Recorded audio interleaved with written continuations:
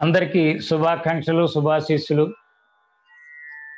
మంచి కార్యాన్ని జరుపుతూ వెజిటేరియన్స్ టీవీ ద్వారా ఎక్కడెక్కడో ఉన్న వ్యక్తులు, ఎందరెందరిలో ఉన్న జ్ఞాన సంపదని అన్నింటినీ ఒక చోట చేర్చి ఈ ఛానల్ ద్వారా నలుగురికి ఇవ్వటం.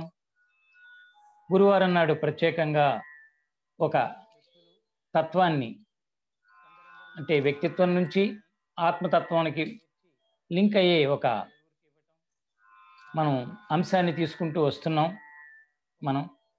కనుక ఈసారి మీ అందరితో పంచుకునేది ఆత్మజ్యోతిని వెలిగించుకోవాలి, ఎలా వెలిగించుకోవాలి అనే అంశం మీద చక్కగా కాసేపు నా అనుభవాన్ని, నా అవగాహనని మీతో పంచుకుంటాను. Very good. 3 సార్లు ఓంకారం చెప్పుకుని ముందుకు వెళదాం. ఓ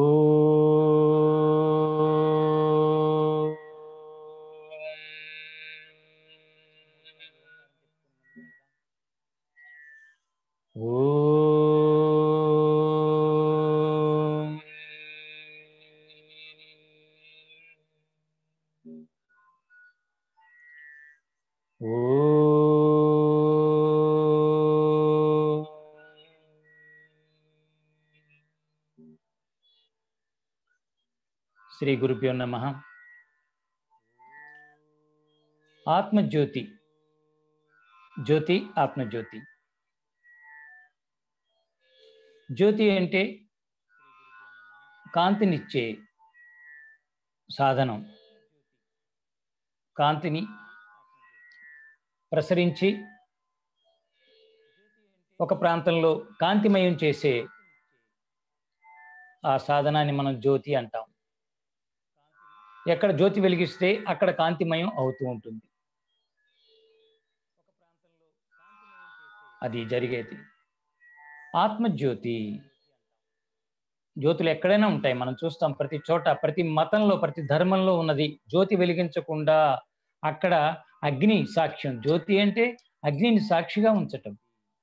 అది అగ్ని సాక్షిగా, పంచభూతాల్లో ఒకటి మనం అగ్ని. అగ్ని సాక్షిగా లేకుండా ఏ కార్యక్రమం, ఎవ్వరు మంచి సంకల్పం చేసినా అగ్నిని సాక్షిగా ఉంచుతారు. ప్రతి ధర్మం, ప్రతి మతస్థులు కూడా. మనం క్రిస్టియానిటీలో చూసుకుంటే క్యాండిల్ వెలిగిస్తారు. అక్కడ మంచి క్యాండిల్స్ అందరూ వెలిగించి అక్కడ ఉంచి తర్వాత వాళ్ళు ప్రేయర్లోకి వెళ్తారు, చక్కగా ప్రార్థన గీతాలు పాడుకుంటారు. ఎక్కడ చూడండి, ఏ మతస్థుకు వెళ్ళినా అక్కడ అగ్ని సాక్షిగా అగ్ని ఉంటుంది. అందుకనే అగ్ని అనేది, కాంతి అనేది ఒక మతానికి, ఒక ధర్మానికి, ఒక ప్రాంతానికి, ఒక దేశానికి సంబంధం కాదది. 3 లోకాల్లో, మొత్తం 3 లోకాల్లో కూడా ఈ కాంతిమయం, కాంతి అనేది ఒక జ్యోతి స్వరూపం అనేది అక్కడ ఉంటూనే ఉంటుంది. ఇంకొంచెం లోతుగా వెళ్ళామనుకోండి, కాంతి, జ్యోతి అంటే అసలు ప్రకృతిలో వెలిగే సూర్యచంద్రులు జ్యోతి స్వరూపాలు. సూర్యచంద్రులు రెండు ఒకటే కాంతి, రెండుగా మనకి ఆ భూమి తిరుగుతున్నప్పుడు అలాగ మనకి రెండుగా మారుతుంది. సూర్యుడు, తర్వాత చంద్రుడు, పగలు, రాత్రి. ఇలా ద్వంద్వంగా ఉండే విషయాలన్నిటికీ సాక్షిగా ఒక కాంతి ఉంటుంది. ఒకటే అది, కాంతి రెండు లేదు ఇక్కడ. కాబట్టి కాంతిమయంగా, కాంతి ఆధారంగా, వెలుగు ఆధారంగా ఈ సృష్టి నడుస్తోంది. వెలుగు ఆధారంగానే. వెలుగు అనే దానికి మరొక అర్థం చెప్పుకోవాలంటే జ్ఞానము. ఎస్. కాబట్టి ఇక్కడ జ్యోతి వెలుగుతోంది అంటే, వెలిగించాము అంటే, పెద్ద పెద్ద కార్యక్రమాల్లో, సభల్లో చూస్తూ ఉంటాం. జ్యోతి ప్రజ్వలన చేద్దాం అందరూ రండి అని అక్కడ వచ్చిన కార్యకర్తలు, మహాత్ములు అందరూ కలిసి ముందు ఇది చేసి మనం ముందుకు వెళదాం. సత్సంగం అవనండి, సభ అవనండి, మరొకటి అవనండి. జ్యోతి ప్రజ్వలన అయ్యాక అంటే ఏంటి? మనలో ఉన్న కాంతిని ఒకసారి దాన్ని జ్వలితం చేసుకోవటం. ఆ జ్ఞాన జ్యోతిని మనం కొంచెం బయటికి తీసి దానిని ఆధారం చేసుకుని కాసేపు మనం అందరం ఇక్కడ కార్యక్రమం నిర్వహించుకుందాం. అందరం కూడా జ్యోతిమయంగా, వెలుగుని ఆధారం చేసుకుని అనేది అక్కడ చెప్పారు. ఇకపోతే ఆ జ్యోతిని వెలిగిస్తున్నారు అంటే ఒక జ్ఞాన జ్యోతిని, వాళ్ళలో ఉన్న జ్ఞాన జ్యోతిని 10 మందికి, అందరికీ పంచబోతున్నారు. ఆ పద్ధతి ద్వారా, ఆ కార్యక్రమం ద్వారా ఈ జ్యోతిని ఒక సింబాలిక్ గా మనం వెలిగించి, మీ అందరి హృదయాలు వెలుగుగాక, మీ అందరి హృదయాలలో జ్ఞానం వెలుగుగాక అనేది ఒక సంకల్పంగా అక్కడ భావించవచ్చు. సో ఆత్మజ్యోతిని వెలిగించుకోవాలి. ఆత్మకి మరి నిర్గుణం, ఆత్మ నిర్గుణం. ఆత్మకి మళ్ళీ స్వరూపం ఎలా ఇద్దాం జ్యోతి అని? మళ్ళీ దాన్ని మనం వెలిగించుకోవటం ఏమిటి? మనం ఎవరు ఎలా వెలిగిస్తాం అనే ప్రశ్న వచ్చే అవకాశం కూడా ఉంది. ఇక్కడ మనం ఏమిటంటే ఆత్మ నిర్గుణం, జ్యోతి అనేది కూడా భావనాపూర్వకమైంది. భావనాపూర్వకంగా ఆత్మను భావించటం, భావన సరిగ్గా ఉంటే అనుభవం వస్తుంది. భావన సంకల్పం సరిగ్గా ఉందనుకోండి, సంకల్పం అంటే సంకల్పం వెనుక ఒక సద్భావన, సద్భావాన్ని దీక్షగా తీసుకుని ఇది సాధించాలి, ఇది జరుగుగాక అనుకోవటం సంకల్పం. అది సంకల్పం. సో అలాగ సంకల్పం తీసుకుంటున్నామంటే ఒక భావన వెనకాల ఉంది. సో ఆ భావన సరిగ్గా ఉంటే అక్కడ మనం భావనాపూర్వకంగా ఏదైనా చేయొచ్చు. చాలా మంచి అంశం ఇది. భావనాపూర్వకంగా ఏదైనా చేయొచ్చు, దేన్నైనా సాధించేయచ్చు. మీరు కళ్ళు మూసుకుని భావనాపూర్వకంగా ఒక బిల్డింగ్ కట్టేయచ్చు. 10 అంతస్తులు అనుకుంటే 10 అంతస్తులు కట్టేస్తారు మీరు. ఒక గంటలో కట్టాలా, కట్టేయగలరు. ఒక నిమిషంలో కట్టాలా, కట్టేయగలరు. భావనాపూర్వకంగా ఏదైనా చేయొచ్చు. భావనాపూర్వకంగా అమెరికాలో ఉన్న వ్యక్తిని కలిసేయచ్చు. మనం ఎక్కడో ఉంటాం, తల్లిదండ్రులు ఎక్కడో ఉంటారు, భావనాపూర్వకంగా తల్లిదండ్రులు చేరిపోవచ్చు. థాట్, విచారము, ఆలోచన, ఇవన్నీ వన్నెస్ లో ఉంటాయి. భావన, విచారము, ఆలోచన ఇవన్నీ కనిపించవు బయటికి. సో భావనలు, సో భావనాపూర్వకంగా ఏదైనా సాధించవచ్చు. అలాగే ఆత్మ ఎక్కడుందో, ఎలా ఉంటుందో ఎవరు దానికి మనం రూపం చూపించలేము. మనసుకి రూపం లేదు, మెదడుకి రూపం ఉంది, బ్రెయిన్కి రూపం ఉంది, హార్ట్ కూడా రూపం ఉంది. అక్కడ హార్ట్గా వాళ్ళు చూస్తే, కానీ మనసు ఆలోచనల పుట్ట. మనసు అంటే డెఫినేషన్ ఆలోచనల పుట్ట. ఆలోచనలు వస్తూ ఉంటాయి, పోతూ ఉంటాయి, పోతూ ఉంటాయి. అవి జరుగుతూనే ఉంటుంది. ఆ మిషన్ అది ఆగదు. దానికి రూపం ఎక్కడుంది అంటే చూపించగలం, కానీ దాని ప్రభావం ఉంది, భావం ఉంది, ప్రభావం ఉంది. ఆ ప్రభావం ద్వారా అనుభవం ఉంది. ఆ అనుభవాన్ని పట్టుకుంటే అనుభూతి ఉంది. సో ఇక్కడ ఆత్మ, ఆత్మ జ్యోతి, ఆత్మను జ్యోతిగా మార్చుకోవటం, ఆత్మని గుర్తించటం. ఎలా గుర్తించాలండి? భావనాపూర్వకంగా. అనుభూతిలోకి వెళితే ఆత్మ తెలుస్తుంది. అనుభూతికి వెళ్ళకపోతే ఆత్మ అనేది ఒకటి ఉందని ప్రూవ్ చేయలేం, నిరూపించలేం ఎవరికి. అది అనుభవించేదే ఆత్మని. నేను ఆత్మను అని చెప్పాలి అంటే అది అనుభవపూర్వకం. నేను ఆత్మ ఉన్నాను, ఇదిగో చూపిస్తున్నాను చూడని ఎదుటి వ్యక్తికి మనం చూపించలేం, నిరూపించలేం. కానీ మనం ఆత్మని అనుభూతిస్తూ జీవిస్తూ ఉంటే ఆత్మ పరంగా, భావన పరంగా అవతల వాళ్ళకి అర్థం అవుతుంది. ఇతను మామూలు మనిషి కాదు, నార్మల్ మనిషిలా లేరు, సామాన్యుడిగా లేరు, ప్రత్యేకంగా ఉన్నాడు.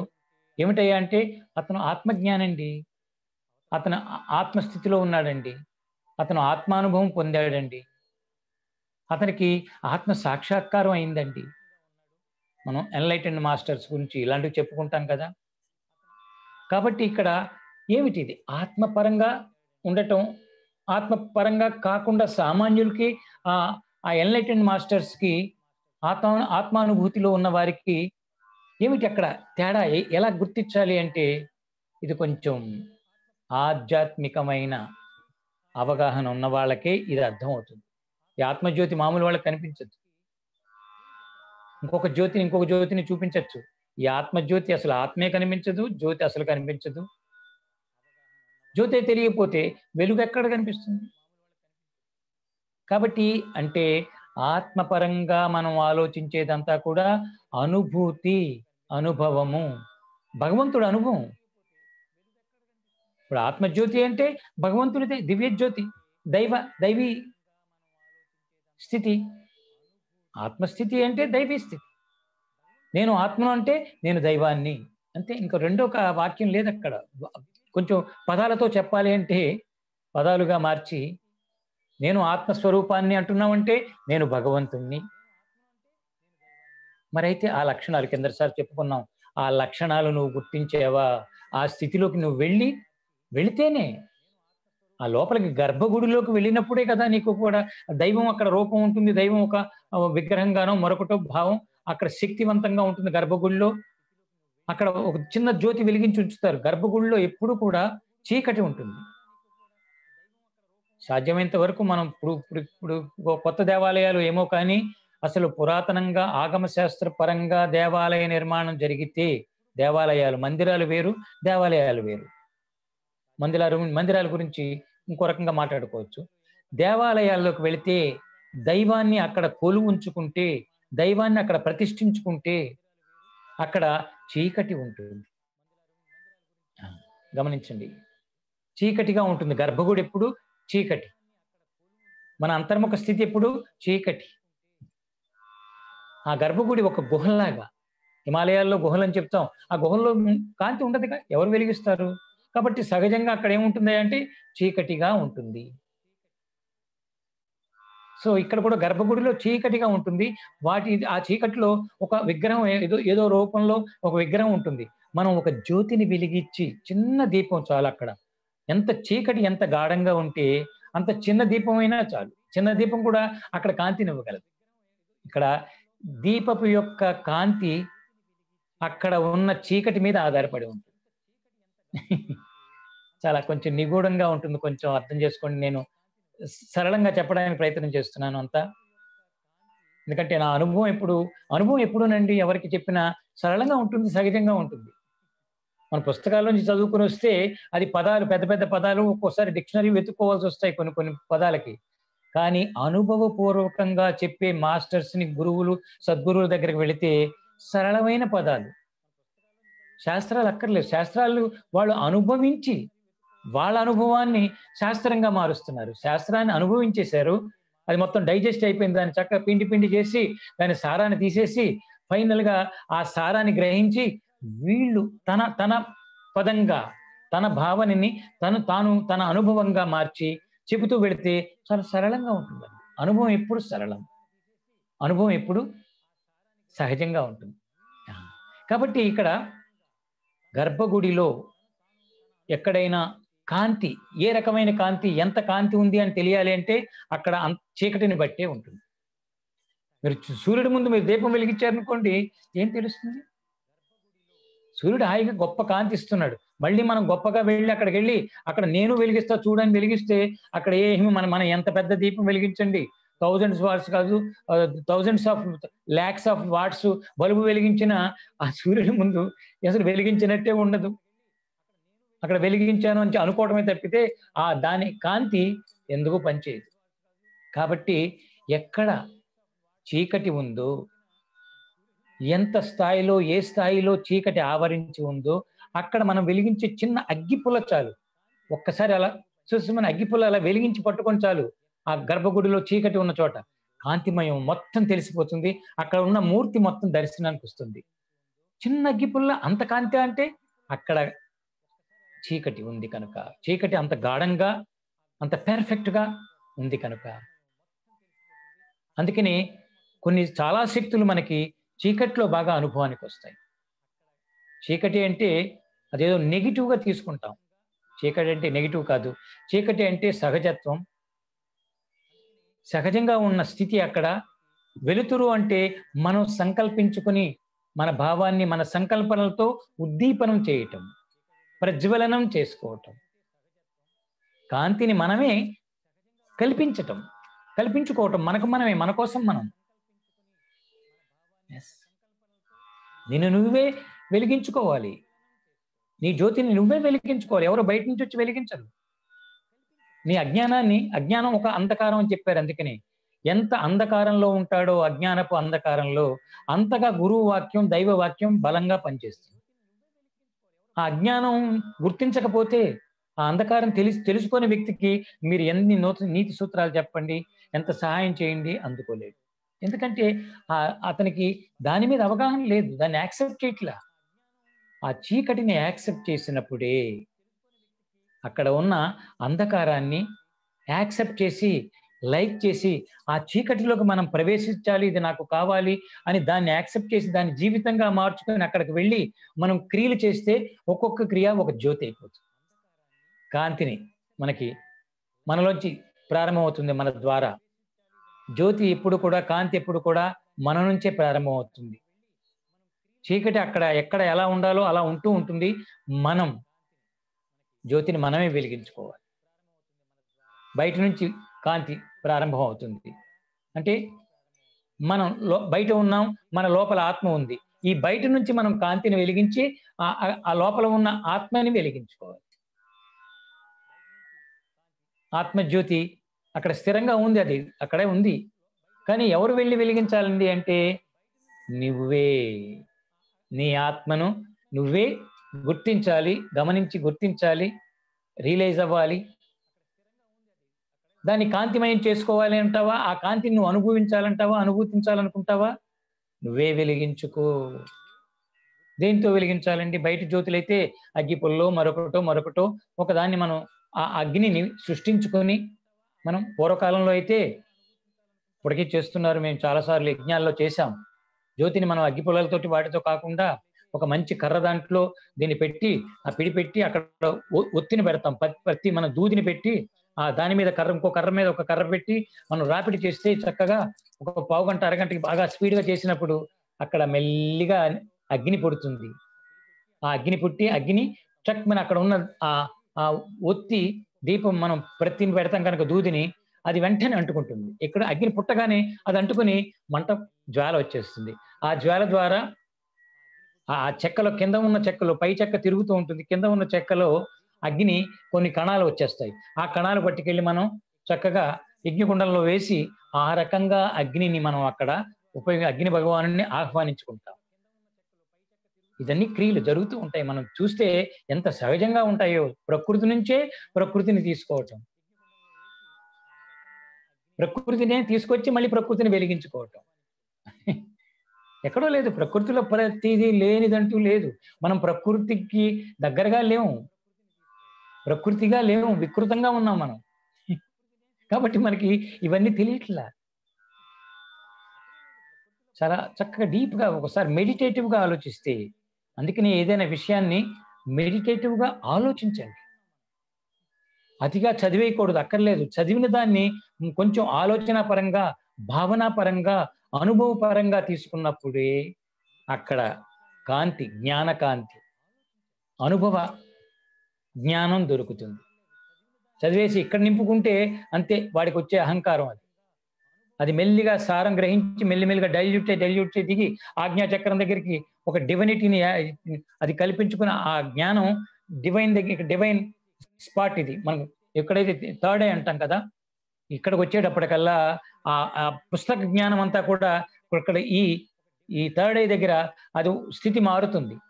అది భగవతత్వంతో జోడింపబడుతుంది. బాహ్యం ఒక పుస్తకం నుంచి తీసుకున్నా, ఇంకో చోట తీసుకున్నా, ఇక్కడికి రాగానే భగవతత్వంతో జోడింపబడుతుంది. ఇక్కడికి వచ్చేటప్పటికల్లా మంచి భావంగా మారిపోతుంది. ఇక్కడికి వచ్చేటప్పటికల్లా అనుభూతిగా, అనుభవంగా, ప్రేమగా మారిపోతుంది. కంపాషన్ అయిపోతుంది. సో ఇక్కడ పదాలుగా ఉన్నది ఇక్కడ కంపాషన్ అయిపోయింది. అనాహత చక్రం దగ్గరకు వచ్చేటప్పటికల్లా ఇదే క్రియాయోగంలో చాలా చక్కగా అన్ని చెప్తారు. కేవలం టెక్నిక్, శ్వాస పీల్చేసాం, 20 సార్లు పీల్చాను, 60 సార్లు పీల్చాను, డ్రిల్లింగ్ కాదండి. ఇక్కడ డ్రిల్ చేయటం కాదు, అక్కడ కూడా అనుభవం. ప్రతి స్టెప్ లో అనుభవం ఉంటుంది. సో ఇక్కడ ఆత్మజ్యోతిని వెలిగించుకుందాం. మనమే వెలిగించుకోవాలి. ఆత్మ మనదే, వెలిగించుకోవడం మనదే, అనుభవించటం మనమే, అనుభూతించడం మనమే, అన్నీ మనమే.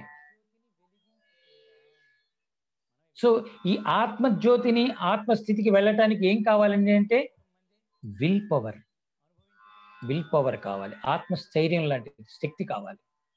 ఆత్మస్థైర్యం అంటారు చూసారా? ఆత్మపరంగా చాలా చక్కగా చెప్పారు. మనం శరీరము, మనసు, బుద్ధి ఈ మూడింటిని దాటిన తర్వాత ఈ బుద్ధికి, హృదయానికి మధ్యన వివేకం ఉంటుంది. బుద్ధి దగ్గర వివేకం జోడింపబడి ఉంటుంది బుద్ధితో. ఆ బుద్ధి స్థితిలో వివేకాన్ని మనం, మనిషికే ఉంది వివేకం. అందరికీ మనసు ఉంది, శరీరం ఉంది, బుద్ధి కూడా ఉంటుంది. జంతువులకి ఉంది, చెట్లకు ఉంది, పర్వతాలకు కూడా ఉంది అని చెప్తున్నారు. కానీ వాటికి మనకి లేనిది, ప్రత్యేకంగా వాటికి లేనిది మనకున్నది ఏమిటయ్యా అంటే వివేకం, విచక్షణ. నేను దేవుణ్ణి అంటే విచక్షణ ఉండాలి, వివేకం ఉండాలి. మరి దైవీ లక్షణాలు ఉన్నాయా నీలో? నాలో ప్రేమ ఉందంటే ప్రేమ ఉంటే ప్రేమే ఉండాలి. మళ్ళీ ఇంకా వాళ్ళని అసహించుకోవడం రాకూడదు. నేను ప్రేమికుడిని, ప్రేమికురాలని, నేను ప్రేమిస్తున్నాను అంటే ప్రేమించటమే నీ పని. వాడు నీ ముఖం మీద ఉమ్మేసినా ప్రేమించటమే నీ పని. ఎస్.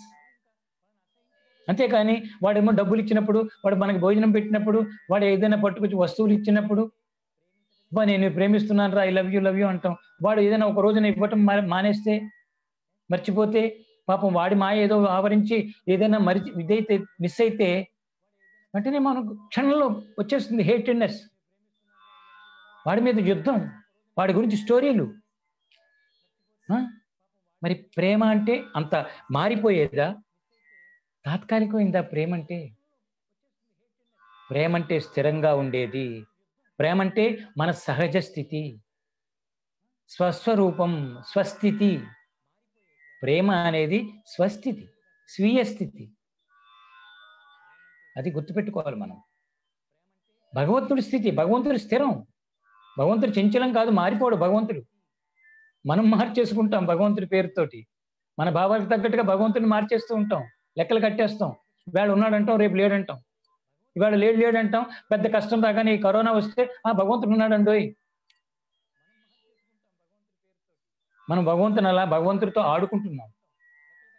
సో ఈ స్థితి కావాలి, స్థిరమైనది. అది ఆ స్థిరమైన స్థితి ఉంటే అది వివేకంతో వస్తుంది. వివేకం ఉన్న వాళ్ళకి స్థిరత్వం వస్తుంది. దాని తర్వాత వివేకం ఎప్పుడైతే వాడామో హృదయపరంగా హృదయానికి దగ్గర అవుతాం. హృదయానికి ఎప్పుడైతే దగ్గర అయ్యామో ఆ హృదయం వికసిస్తున్నప్పుడు ఆత్మస్థితి వైపు, ఆత్మస్థితి, ఆత్మ అనేది ఒకటి లోపల అంతఃపురంలోకి ఈ హృదయం తీసుకుపోతుంది. Compassion leads to realisation. Compassion leads to realisation. సాక్షాత్కరించుకుంటాం, సాక్షాత్కారం అవుతుంది. హృదయం ఎప్పుడైతే అయిందో, హృదయం ఒక ఫ్లేవర్, ఒక అనుభూతి.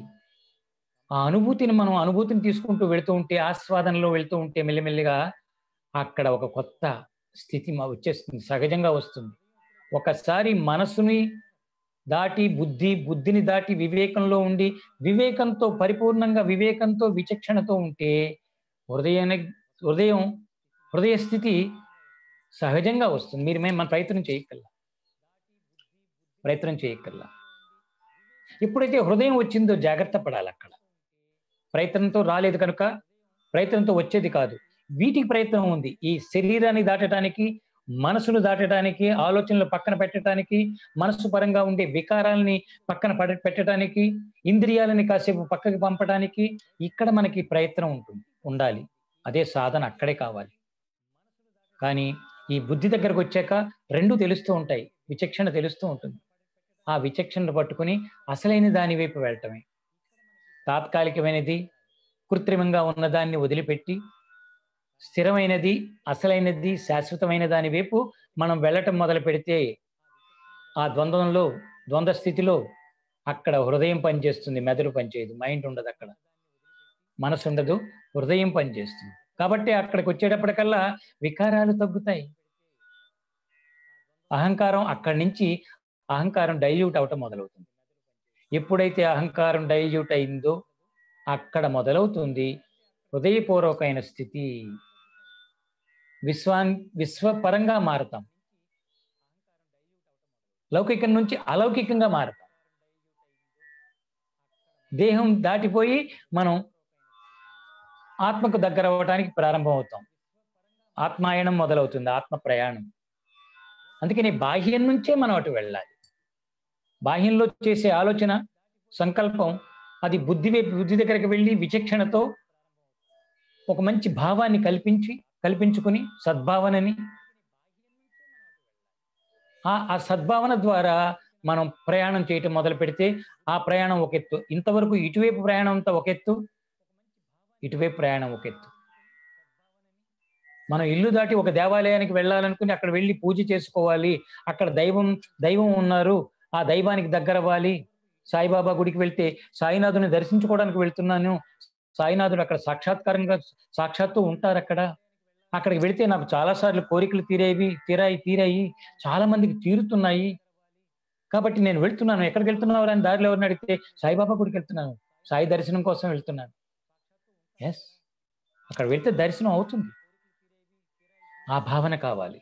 ఏదో అక్కడ రాతితో భలే అందంగా కట్టారు, మార్బుల్ స్టోన్స్ తో భలే కట్టారు, పెద్ద పెద్ద గోపురం కట్టారు, అబ్బా అంత పెద్ద గోపురం, 5 గోపురాలు ఉన్నాయి, ఆ గుడికి వెళ్తున్నాను.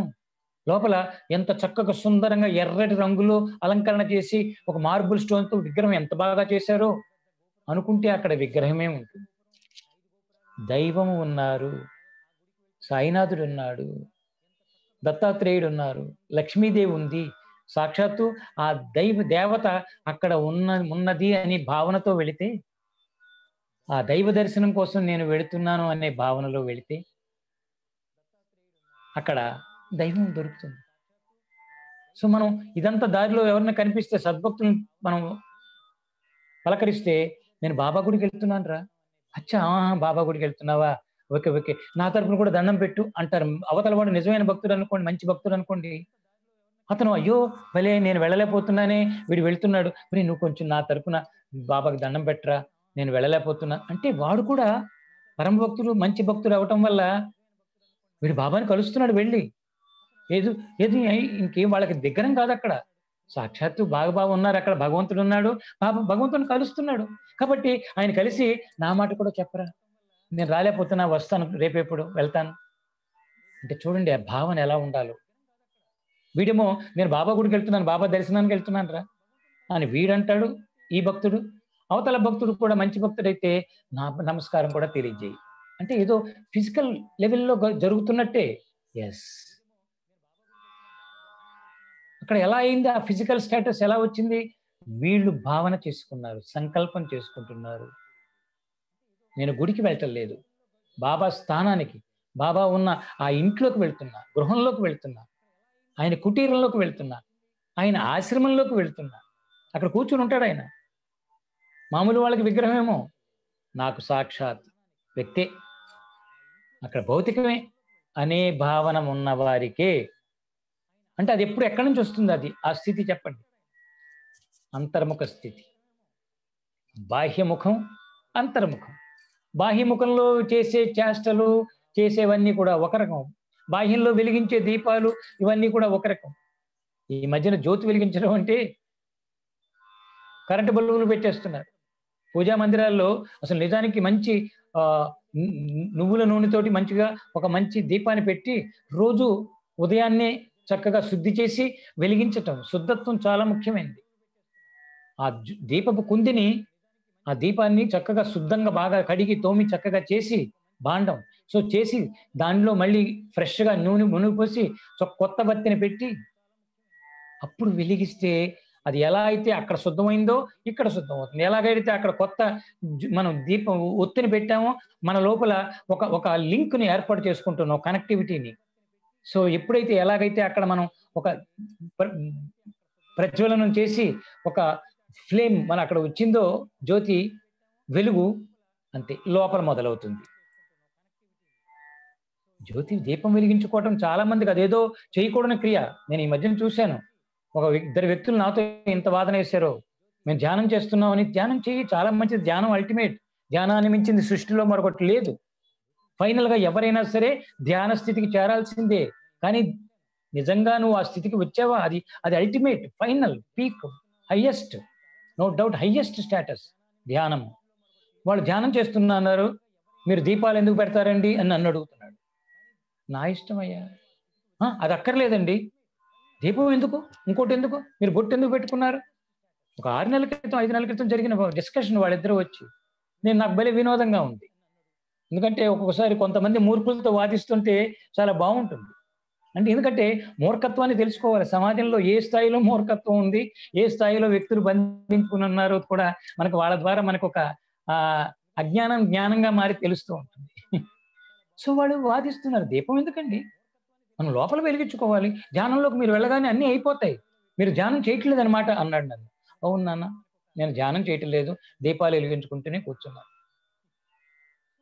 చెప్పు, నువ్వేంటో చెప్పు, నీ సంగతి ఏంటి, నువ్వేం చెప్పదలుచుకున్నావు అంటే, అవన్నీ మానేస్తే తప్పితే మీకు ధ్యానం కుదరదండి, అవన్నీ ఆపేయాలండి. మీరు అన్ని విగ్రహాలు అవన్నీ ఫోటోలు పెట్టారు, అక్కడ 4, 5 ఉన్నాయి, ఎక్కువ లేవు కూడా. అవి చూసి ఇవన్నీ ఎందుకు మీకు, అవి చూస్తూ కూర్చుంటారా మీరు అని అడుగుతున్నాడు. నేను ఎంకరేజ్ చేశాను అతను. అవును నాన్న, అవును నాన్న, అందుకేనండి మీరు మీరు కొంచెం ఇవన్నీ తీసేస్తే తప్పితే నిజమైన ధ్యానం రాదు అని మొదలెట్టాడు. వాడికి ఏమిటో వాళ్ళ జ్ఞానం ఏంటంటే, నేను అనుభవాన్ని పంచుతున్నాను మీతో, తప్పు పట్టడం కాదు. వాళ్ళు కనీసం నా పేరు తెలుసు, నేను కాషాయం వేసుకుని ఉన్నా, ఒక మాల వేసుకుని ఉన్నా, రుద్రాక్ష మాల చక్కగా ఉంటే, వీటి మీద వాళ్ళ తర్కం. అసలు నా జోలికి ఎందుకు రావాలి? వాళ్ళు ఏదైనా చెప్పాలనుకుంటే చెప్పాలి. నాకున్నవి తీసేయమంటారు వీళ్ళొచ్చి. అసలు వాళ్ళ వయసు కూడా వాడి గట్టిగా 30, 35 దాటి ఉండవండి పాపం. వాడి వయసెంత? అనుభవం ఎంత? ఎక్కడ నేర్చుకున్నాడు? ఏ గురువు దగ్గర నేర్చుకున్నాడు? ఏ గురువు వీళ్ళని కూర్చోబెట్టి సత్యాన్ని చెప్పారు? వాళ్ళకి నిజంగా ఒక గురువు దగ్గర వాళ్ళు నేర్చుకుంటే ఆ గురువు పరువు తీస్తున్నారు. ఆ గురువుని రోడ్డు మీదకి ఈడుస్తున్నారు. ఏ గురువు అలా చెప్పడు. దీపాన్ని తీసేసేయి, దేవుళ్ళ ఫోటోలు తీసేయని ఏ గురువు చెప్పడండి. మన భారతదేశం ఈ గడ్డ మీద పుట్టిన ఏ వ్యక్తి అయినా సరే గౌరవిస్తాడు. పూజించకపోవచ్చు, వాడి కర్మది, వాళ్ళ అజ్ఞానం. కానీ గౌరవించే స్థితి మాత్రం ప్రతి భారతీయుడికి, మన దేశంలో పుట్టిన వ్యక్తి ఎదుటి ధర్మాన్ని, ఎదుటి వ్యక్తి చేసుకునే తన సాధనని గౌరవిస్తారు. అనవసరంగా అందులో దూరిపోకూడదు.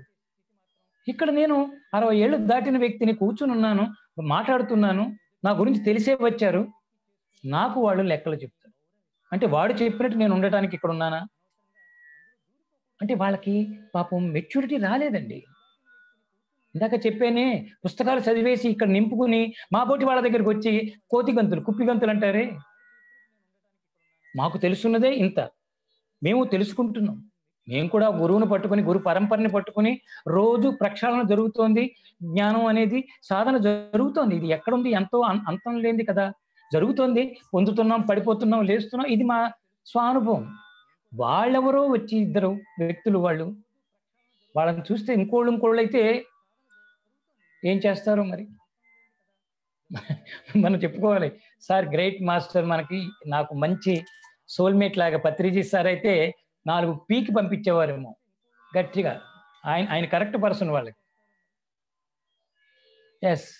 ఆయన ఒకప్పుడు ఆయన కొడతారండి అంటే, నేను కొత్తగా మనం జ్ఞానమాయ చక్రానికి మొదట్లో వెళ్ళినప్పుడు పత్రిగారు కొడతారు, జాగ్రత్తగా ఉండండి, జాగ్రత్తగా కూర్చోండి ఆయన ముందు. అమ్మో, అరే ఏంటయ్యా ఆయన, మీరు ఆయన సంగతి మీకు తెలియదు. ఆయన మహా కరుణ హృదయం అయింది, వెన్న పూస లాంటి హృదయం.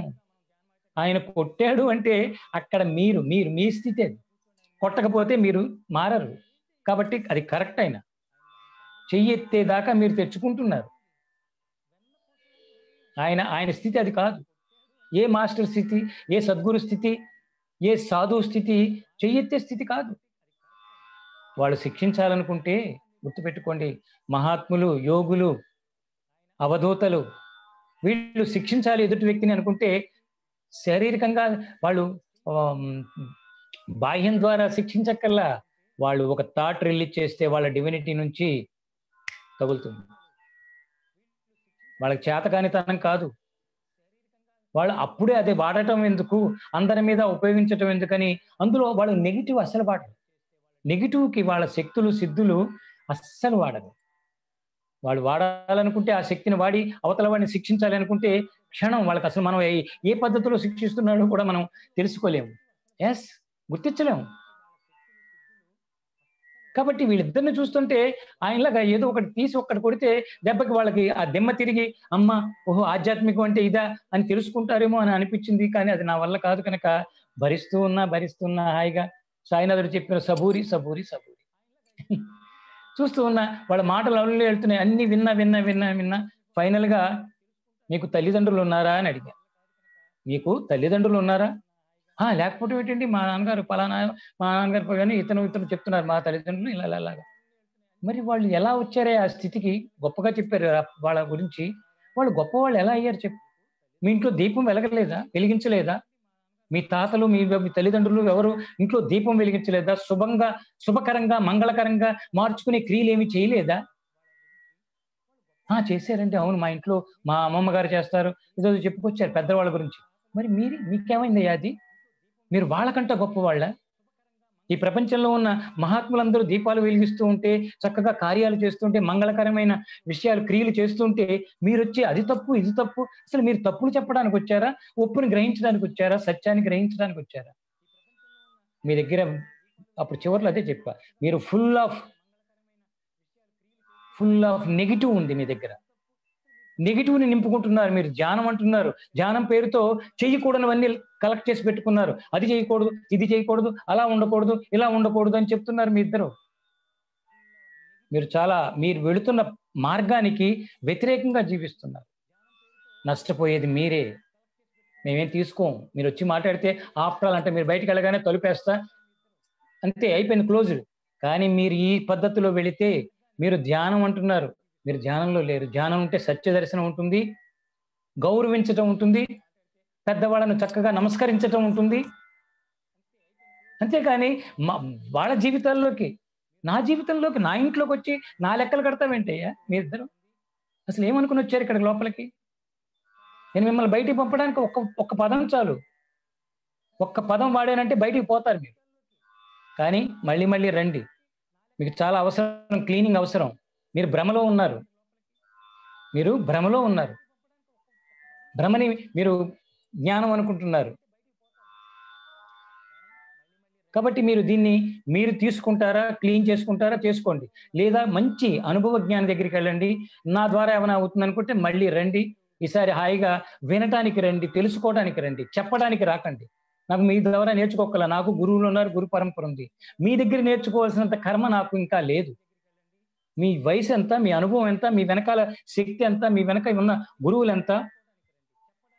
మీరు ఇంటికెళ్ళాక ఒకసారి లిస్ట్ తయారు చేసుకోండి. అవును, నేను ఎన్ని గంటలు సాధన చేశాను? ఎవరి దగ్గర నేర్చుకున్నాను? నేను దేహాన్ని డీల్ చేశానా? మనసును డీల్ చేశానా? నా ఆలోచనలు నేను శుద్ధం చేసుకున్నానా? అలాంటి శుద్ధం చేసే గురువు దగ్గర కూర్చున్నానా? గడిపానా ఆయన సాంగత్యంలో? రాత్రి పగలు సాధన అంటే ఒక పూటతో, ఒక గంటతో, ఒక రోజుతో అయిపోదండి మార్పు. సాధకుడు అంటే ఎవరు? గురుగీత చదవండి ఫస్టు. గురుగీత చదవండి, గురు చరిత్ర చదవండి, సాయి సచ్చరిత్ర చదవండి, భగవద్గీత చదవండి. ఒక్కసారి డైరెక్ట్‌గా హైయెస్ట్ ఎనర్జీ భగవద్గీత అంటే మనం ఒక నాగార్జున సాగర్ డ్యామ్ దగ్గర కరెంటు తయారవుతుంది కదా! అక్కడ ఎంత కరెంట్ ఉంటుందో అక్కడ స్టోర్ అయి ఉంటుంది. అలాంటిది భగవద్గీత. కృష్ణ పరమాత్ముడు, పరమయోగి, అవధూత. డైరెక్ట్‌గా అక్కడికి వెళ్ళటం మనం చాలా కష్టం. వెళ్ళినా అందుకోలేం, భరించలేం. కాబట్టి మనం ముందు ఒక ప్లాన్డ్‌గా, ఒక పథకంగా ముందు ఇలాంటివి చదివితే శిష్యుడెవడు, గురువెవడు, సాధకుడెవడు, గురువెవరు? ఇవి ముందు తెలియాలి ఇవి. ఈ జ్ఞానం పొందితే, ఈ విచారణ జరిగితే అప్పుడు మెల్లిమెల్లిగా దాటుతూ ఉంటే అప్పుడు అవగాహన వస్తుంది. యెస్. ఇవేమీ చేయకుండా పుస్తకాల్లో వినేసి లేకపోతే ఎవరో చెప్పేస్తే టీవీలో వినేసి నాకొచ్చేసింది. నేనయిపోయాను. ఎంత ప్రమాదంలో ఉన్నారో జాలిగా ఉంటుందండి వాళ్ళిద్దరిని చూసాక. నేను తర్వాత అదే ఎంత జాలేసిందో. ఇలా ఎంతమంది ఉన్నారో పాపం. మాయ, కలిమాయ, కాలమాయ, మనోమాయని పెంచేస్తోంది. మనస్సు అనే మాయలో ఇరుక్కుంటున్నారు. కాబట్టి ఈ మానసికంగా, మనసు పరంగా ఉన్న జ్ఞానం, మనసు పరంగా ఉండే కాంతి, మనసంటే అజ్ఞానం, ప్రాపంచికం. ప్రపంచంలో కూడా కాంతి ఉంది. ప్రపంచంలో కూడా జ్యోతి వెలుగుతోంది రోజు. డబ్బుపరమైన జ్యోతి. డబ్బుపరమైన జ్యోతి, జ్ఞానపరమైన జ్యోతి, ఆస్తులపరమైన జ్యోతి అన్నీ కాంతి. కాంతి అంటే మన జీవితానికి మార్గం చూపిచ్చేది, వెలుగునిచ్చేది. బాహ్య జీవితానికి వెలుగునిచ్చే జ్యోతులు ఎంతవరకు అంటే అది ఎప్పుడైనా ఆరిపోతాయి. బాహ్య జీవితంలో శరీరము, మనసు పనిచేస్తేనే బాహ్య జీవితం. వాటి ద్వారా జీవిస్తాం. అవి ఎప్పటికైనా ఆరిపోయే జ్యోతులవి. స్థిరంగా వెలిగే జ్యోతి ఆత్మజ్యోతి. స్థిరమైనది ఆత్మ. అది బయట కాదు, నీలోనే ఉంది. నువ్వే అసలు నువ్వు. రమణ మహర్షులు వారు చెప్పినట్టు అసలు నువ్వే. ఆత్మ అంటే నువ్వే. నువ్వు అంటే ఆత్మ, నీ ఆత్మ. నీకు ఏ పేరు పెట్టాలనుకుంటావు కదా, బయట అయితే సుబ్బారావు, అప్పారావు, వేదానందం మరొకటి పెట్టుకుంటున్నాం. దీన్ని అలంకరిస్తున్నాం ఈ శరీరాన్ని భలే గొప్పగా. ఇవన్నీ కాదు, అసలు నీకు, అసలు నువ్వు లోపల ఉన్నావు. నీ లోపలికి నువ్వు వెళితే, అంతర్ముఖం అయితే, అవగాహనలోకి వెళితే, ఈ బాహ్యపు మాయ కాంతిని దాటి ఒక ఒక చీకటి ఉంది, మంచి చీకటి. ఆ చీకట్లోకి వెళ్ళు, అక్కడ మళ్ళీ కాంతిమయమైన జీవితం ఉంటుంది. ఈ బాహ్యపు కాంతికి, అంతర్ముఖ కాంతికి మధ్యలో చీకటి ఉంటుంది. అదే గర్భగుడి. ఈ బయట నుంచి మనం గుడిలోకి ప్రవేశిస్తున్నాము అంటే, బయట అంతగా రోడ్డు మీద వెళ్తున్నప్పుడు లైట్లు ఉంటాయి. పగలైతే కాంతి చాలా, సూర్యుడి కాంతి. రాత్రి అయితే బయట లైట్లన్నీ పెట్టి ఉంటారు అక్కడ. ఆ మంటపంలో కూడా లైట్లు ఉంటాయి. అవన్నీ దాటి నిజమైన మంచి మంచి మందిరాల్లోకి వెళితే, ఉత్తరాదిలో మనం బాగా చూస్తామండి. నార్త్‌లో గర్భగుడిలో కరెంటు దీపాలు పెట్టరు. మన వాళ్ళు పెడతారు కానీ, గర్భగుడుల్లో అక్కడ కొన్ని ముఖ్యమైన పురాతన దేవాలయాల్లో గర్భగుడిలో కరెంటు దీపం వెలగకూడదు, వెలగదు. నూనె దీపమే వెలుగుతుంది.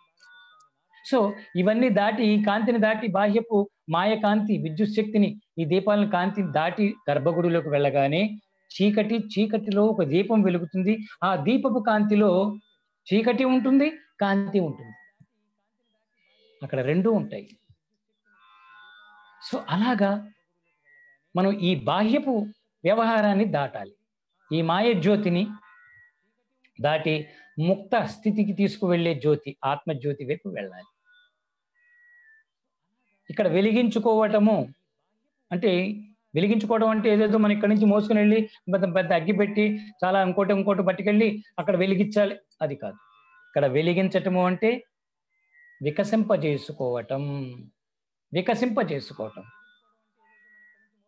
దానిగా మారటం, దర్శించుకోవటం, దర్శించుకోవటం. ఇది ఇక్కడ జరిగే క్రియ. బుద్ధిని వెలిగించటం, బుద్ధిని మనం ఉపయోగించుకుని, ఆ బుద్ధిని దాటి విచక్షణ ఎరుకలోకి వచ్చి మనం ఆత్మకి దగ్గర అవటం అంటే అసలైన కాంతి. అసలైన కాంతి చీకటిలో ఉన్నదే అసలైన కాంతి. చీకటే గొప్ప కాంతి, కష్టమే గొప్ప కాంతి, కష్టమే గొప్ప ఆనందం అండి. కష్టము అంటే కొన్నిటిని కోల్పోవటం, లేదా కొన్ని లేని విధంగా జీవించటం. కష్టం అంటే ఏంటి చెప్పండి?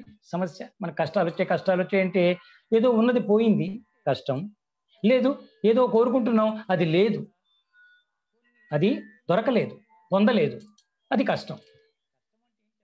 పొందకపోతే, నువ్వు కోరుకునేది పొందకపోయినా ఒకటి నీకుంది ఆల్రెడీ, ఒకదాన్ని నువ్వు పొంది ఉన్నావు. ఏది పొందకుండా ఏ వ్యక్తి లేడండి. ఏ వ్యక్తి కూడా దేనిని పొందకుండా లేడు. భగవంతుడు అందరికీ, ప్రతి వ్యక్తికి కొన్ని ఇచ్చాడు. ఎవరిని నిరాధారంగా భగవంతుడు ఎప్పుడు సృష్టించలా. ఇది తెలుసుకోవాలి మనం. ఎవరిని నిరాధారంగా సృష్టించలా. సో ఆ ఉన్నదేమిటో తెలుసుకోకుండా లేని దాని కోసం పరుగులు తీస్తూ ఉంటాం. ఉన్నది తెలుసుకోము, లేని దానికోసం పరుగు.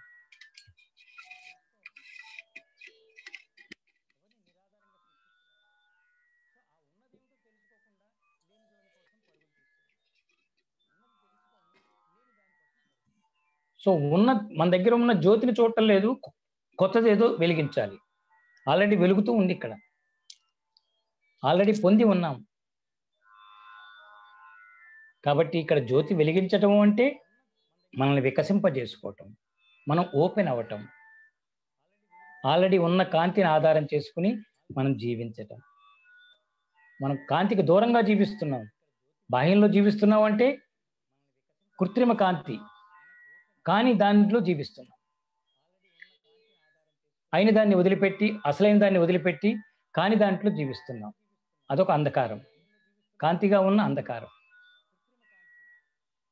సో ఇక్కడ ఈ స్థితి వెలిగించటం అంటే మనం వికసింపజేసుకోవటం, లేకపోతే ఆత్మను వెలిగించటం. ఆత్మ జ్యోతి అంటే ఆత్మ ఆల్రెడీ వెలుగుతూనే ఉంది. మనం వికసింపజేసుకుంటే, మనం విశాలమైతే గుణదోషాల నుంచి నేను చక్కగా రాశాను ఈ వ్యాసం. దీని గురించి ఒక పుస్తకంలో రాశాను. ఆత్మజ్యోతి అని ఒక గ్రంథంలో రాసుకున్నాను. ఇక్కడ ఒకటి చెప్తాను. ఇక్కడ శుద్ధత్వం ఒక కాంతి. శుద్ధత్వం ఒక కాంతి. శుద్ధత్వం ఉన్న చోటికే శక్తి చేరుతుంది. దేహశుద్ధి, చిత్తశుద్ధి, ఆత్మశుద్ధి, ఇలా ఒక్కొక్క స్థాయిలో శుద్ధత్వం మనలో ఉంటూ ఉంటుంది. ఆత్మశుద్ధత్వం ఆత్మజ్ఞానానికి దారి చూపిస్తుంది. ఆత్మ శుద్ధత్వం అంటే మనం వెళ్ళి శుద్ధి చేసి అక్కడ ఏదో క్లీన్ చేసి చీపురు కట్టు కాదు. ఈ దుర్గుణాలను తీసేయటమే ఆత్మశుద్ధత్వం. ఆత్మశుద్ధిగా ఉన్న ఆత్మను చేరటం. అశుద్ధంగా ఉన్న మనసును పట్టుకుని దాన్ని దాటిపోయి పట్టుకుని ఉన్నాం కనుక దాన్ని దాటితే శుద్ధంగా ఉన్న ఆత్మ వైపు వెళ్ళిపోవటం. ఆత్మజ్ఞానం, ఆత్మజ్యోతి వెలిగినప్పుడే సాధ్యం అవుతుంది. ఆత్మజ్ఞానం పుడితే, జ్ఞానం పుడితే, అసలైన జ్ఞానం పుడితే, ఆత్మతత్వానికి సంబంధించిన జ్ఞానం మనలో పెరిగితే జ్యోతి వెలుగుతున్నట్టే, ఇంకా కాంతి మొదలైపోతుంది. అంటే ఇక్కడ జ్ఞానమే కాంతికి కారణం అవుతుంది. అసలైన జ్ఞానాన్ని పొందటం, ఆత్మజ్ఞానం పొందితే ఆత్మజ్యోతి వెలిగినట్లే. ముఖ్యంగా అంతఃకరణ శుద్ధి, ఇది చాలా ముఖ్యమైన అంశం అండి. ఇప్పుడు మనం ఎక్కువ చెప్పుకోలేము ఇక్కడ, కానీ మీరు దీని మీద కొంచెం విచారణ చేసి సెర్చ్ చేయండి, తెలుసుకోండి. అంతఃకరణ శుద్ధి చాలా కావాలి. అంతఃకరణ శుద్ధి ద్వారానే ఈ తత్వం దగ్గరికి చేరగలం. ఆత్మజ్ఞానం మనకు దొరుకుతుంది ఆ శుద్ధత్వం ఉంటే. అంతఃకరణ శుద్ధి మాత్రమే ఆత్మజ్యోతిని వెలిగిస్తుంది. అంతఃకరణ అనేది 2 సంస్కృత పదాల నుంచి వెలువడింది. అంతః అంటే లోపలి, లోపలి అనే అర్థం. కరణము అంటే సాధనము, పనిముట్టు అనే అర్థం. సో లోపలికి వెళ్ళటానికి ఈ అంతఃకరణం అనేది ఒక సాధనం, ఒక సాధనాన్ని మనం వాడుకోవాలి, ఒక టెక్నిక్, ఒక పనిముట్టు. దీన్ని ఆధారం చేసుకుని అంతఃకరణాన్ని శుద్ధి చేసుకోవాలి. అంతఃకరణ శుద్ధి, అంతఃకరణం ద్వారా శుద్ధి చెందటం అనేది మనం చెప్పుకోవాలి. అంతఃకరణంలో 4 అంశాలు ఉంటాయండి. ఒకటి బుద్ధి, అహంకారము, మనసు, చిత్తము. ఈ అంతఃకరణం అంటే 4 కలిసింది. మనకి బుద్ధి ఉంది, బుద్ధి, అహంకారము, మనసు, చిత్తము, ఈ 4 కలిస్తే అంతఃకరణము అంటారు. వీటిని శుద్ధంగా మార్చుకుంటే, వీటిని మనం చక్కగా ప్యూరిఫైడ్గా ఉంచుకోవటం. శుద్ధత్వం అంటే అక్కడ ఏదో కాదు, ఆలోచనలు సరిగ్గా ఉంచుకోవటం, బుద్ధిని సరిగ్గా విచక్షణ ప్రభావంగా విచక్షణతో ఉంచుకోవటం, అహంకారం తీసేసేయటం, దాన్ని జాగ్రత్తగా గుర్తించి జాగ్రత్తగా మనం దాన్ని ఉపయోగించుకోవటం, దానికి లొంగిపోకుండా. చిత్తవృత్తులు మనకు తెలుసు. చిత్తవృత్తులు పోకపోతే, మనం చిత్తంలో ఉన్న వృత్తులన్నీ పోతే తప్పితే మనం శుద్ధం అవ్వం. అసలైన శుద్ధత్వం చిత్తం దగ్గర మొదలవుతుంది. చిత్తశుద్ధి కావాలి. ఈ 4ంటిని డీల్ చేసిన వాళ్ళు అంతఃకరణ శుద్ధి పొందిన వాళ్ళు అవుతారు.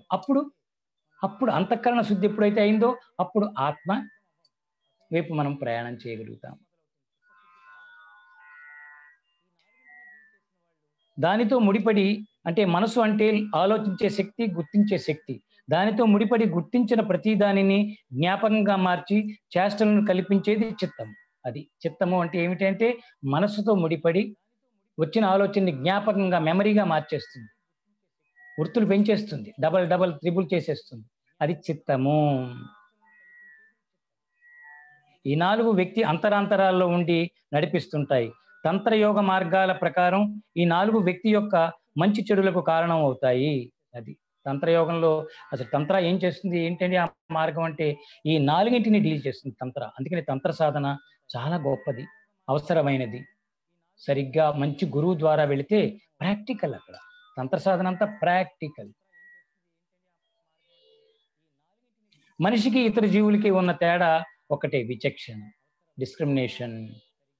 మనిషికి ఇతర ప్రాణులకి ఉన్నది విచక్షణ. ఆ విచక్షణ పట్టుకుంటే నేను సరిగ్గా వెళ్తున్నానా లేదా, నేను సరిగ్గా జీవిస్తున్నానా లేదా, నేను ఇరుక్కుంటున్నానా.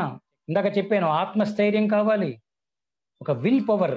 ఇన్నర్ విల్ అంటే మన లోపల శక్తి. అది మైండ్ పవర్ కాదు, బాడీ పవర్ కాదు, మనీ పవర్ కాదు, విల్ పవర్. ఆ విల్ పవర్ని కనుక తీయటం అంటే లోపల అంతర్ముఖం అవ్వటం, లోపలికి వెళ్ళటం విల్ పవర్. ఆ విల్ పవర్ని మనం గుర్తిస్తే, ఆత్మస్థైర్యంతో వెళ్తే ధీరుడు. సాధనలో ఉత్తమ స్థితికి వెళ్ళగలిగే వ్యక్తి ఎవరే అంటే ధీరత్వం ఉన్నవాళ్ళు, నిర్భయంలో ఉన్న వ్యక్తే సాధనలో సాధకుడు, ఉత్తమ సాధకుడు అవ్వగలడు. అనుభూతిలో వెళ్ళిపోయి ఆ విశ్వశక్తిని, ఆ అతీత శక్తిని, ఇంకొక పదంలో ఆత్మశక్తిని గుర్తించి తెలుసుకోగలడు కనుక ఆ ధీరత్వం, ఆత్మస్థైర్యం కావాలి. పిరికివాడు ఎప్పుడు ఆధ్యాత్మికంలో ఎదగలేడు. ఈ ప్రాపంచికమైన సాధించేసేసి పేరు తెచ్చుకోవటం, ఇంకోటి తెచ్చుకోవటం చేస్తూ ఉంటాడు. ఎస్, కైవల్య స్థితి అంటారు. కేవలం కైవల్య స్థితి, కైవల్యం అంటే ఏమిటి? కేవలం ఒకటే. భగవంతుడికి కైవల్యం అయిపోవడం అంటే ఏమిటంటే నువ్వే అల్టిమేట్, మరొకటి లేదు, రెండవది లేదు. ఆ కైవల్య స్థితి తెలియాలి, కావాలి. ఒక్క దాని మీద గురి పెట్టగలగాలి. నువ్వు ఆత్మజ్ఞానం అంటే ఆత్మతత్వం మీద గురి పెట్టు, రెండోది వద్దు. నీ స్థితి మీదకి వెళితే నీ అంతర్ముఖ స్థితి దాకా చేరిపోయేదాకా నువ్వు ఆ వన్నెస్ లో వెళ్ళాలి. కైవల్య స్థితి కావాలి. ఆత్మజ్యోతిని వెలిగించుకోవాలి, ఆత్మస్థితికి వెళ్ళాలి, ఆ జ్యోతి కాంతిలో జీవించాలి అనుకుంటే కనుక ఇవన్నీ కావాలండి. స్థితులు, కైవల్య స్థితి కావాలి. కేవలం ఓన్లీ వన్, కేవలం నువ్వే, మరొకరు లేరు. అన్యదా శరణం నాస్తి, అన్యద మరొకరెవ్వరూ అక్కర్లేదు, లేరు, నువ్వే నువ్వే నువ్వే అని వన్నెస్ లోకి రావాలంటారు. రమణ మహర్షి వాళ్ళందరూ చెప్పింది అది, మహర్షులందరూ చెప్పింది అది. వన్నెస్, ఒకటి. నువ్వు నమ్మిన దాన్ని పరిపూర్ణంగా ఉండు. దేన్ని నమ్ముతున్నావు ఆలోచించు. లౌకికమైన పట్టుకొని పరిగెడుతున్నావా? అలౌకికంగా అతీతంగా ఉన్న దాన్ని ఆ ఒక్కటిగా మార్చుకున్నావా? ఈ బయట తిరిగే, బయట ఉండే కృత్రిమమైన దాన్ని నువ్వు కైవల్యంగా తీసుకున్నావా? చాలా మంది బయటకు పట్టుకుని, అబ్బా నేను సాధించేస్తున్నాను, నేను చాలా గొప్పవాడిని, ఇంకోటి నేను సమాజాన్ని మార్చడానికి వచ్చాను, నేను ఎన్నో చేశాను, ఎంతోమందికి దానం ఇచ్చాను, ఎన్నెన్నో గుళ్ళు కట్టించాను, నా దగ్గరికి ఇన్ని రసీదులు ఉన్నాయి చూసారా, నేను ప్రతి ఏ దేవాలయానికి వెళ్ళినా నేను దానం ఇస్తూ ఉంటా అని ఆ రసీదులన్నీ పెట్టుకుంటారు. కొంతమంది కట్టి పెట్టుకుని, నేను కాశీకి వెళ్ళినప్పుడు 1000 కట్టాను, షిరిడి వెళ్ళినప్పుడు ఇదిగో ప్రసాదానికి అక్కడ కట్టాను, ప్రతి నెల నాకు ప్రసాదం వస్తుంది, రసీదు నా దగ్గర ఉంది. వాళ్ళు ప్రసాదం పంపకపోతే ఆ రసీదుని పంపుతాడు అక్కడికి నెంబరు, నాకు ఈసారి ప్రసాదం రాలేదు, నేను ఆల్రెడీ కట్టాను, ఇవో రసీదు. ఇలాంటి వాళ్ళు ఇలాంటి దాన ధర్మాలు చేసి నేను చాలా చేస్తున్నాను అనుకుంటూ ఉంటారు పాపం. కైవల్య స్థితి కావాలి అంటే ఒక్కటే ఆత్మ, కైవల్యం ఒక్కటే ఆత్మ, ఒక్కటే నడుపుతోంది. ఆత్మే ఈ విశ్వానికి వెనక ఉన్న స్వరూపం అనే ఎరుకలోకి రావటమే కైవల్య స్థితి. ఇది చాలా మనం జాగ్రత్తగా ఉంచుకోవాలండి. సంఘం సంఘం సంఘం సంఘం శరణం గచ్చామి, కరెక్టే.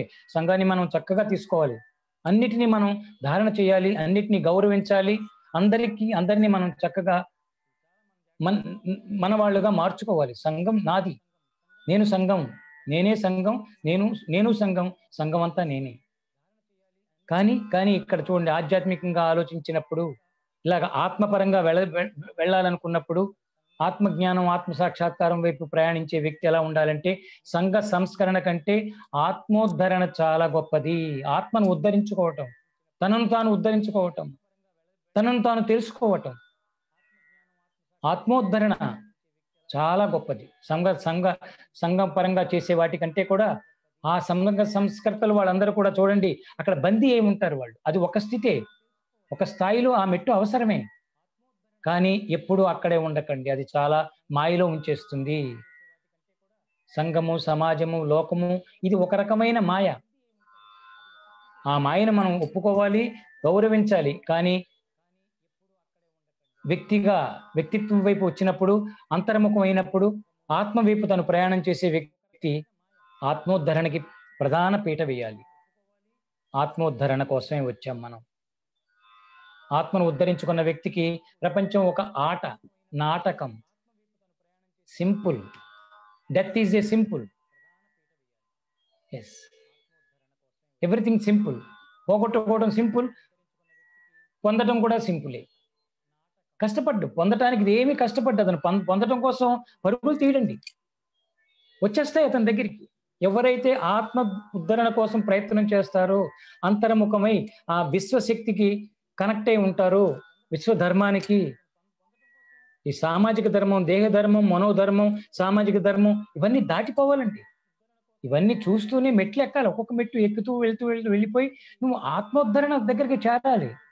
ఆ మెట్టు మీద స్థిరపడాలి. అక్కడ ఫైనల్ గా అక్కడ ఇంకా మెట్లు ఉండవు, అక్కడ కూర్చోవటమే ఆసన సిద్ధి. హాయిగా కూర్చోవటం, స్థిరంగా మంచి ముద్రలో కూర్చోండి, సుఖాసనంలో కూర్చోండి. అక్కడ ధ్యానం చేయండి. ఆత్మోద్ధరణ ఆధార వస్తువుగా, ఆధార బిందువుగా చేసుకుని అక్కడ ధ్యానంలో ఉండండి. ధ్యానంలో ఆత్మోద్ధరణని కేంద్ర బిందువు చేసుకోండి. ఎస్, ఆత్మజ్యోతి వెలుగుతుంది. దాంతకు వెళ్ళిపోతుంది. అంతే. ఇవన్నీ వెలిగించడంలో భాగాలే, మెట్లే, క్రియలు.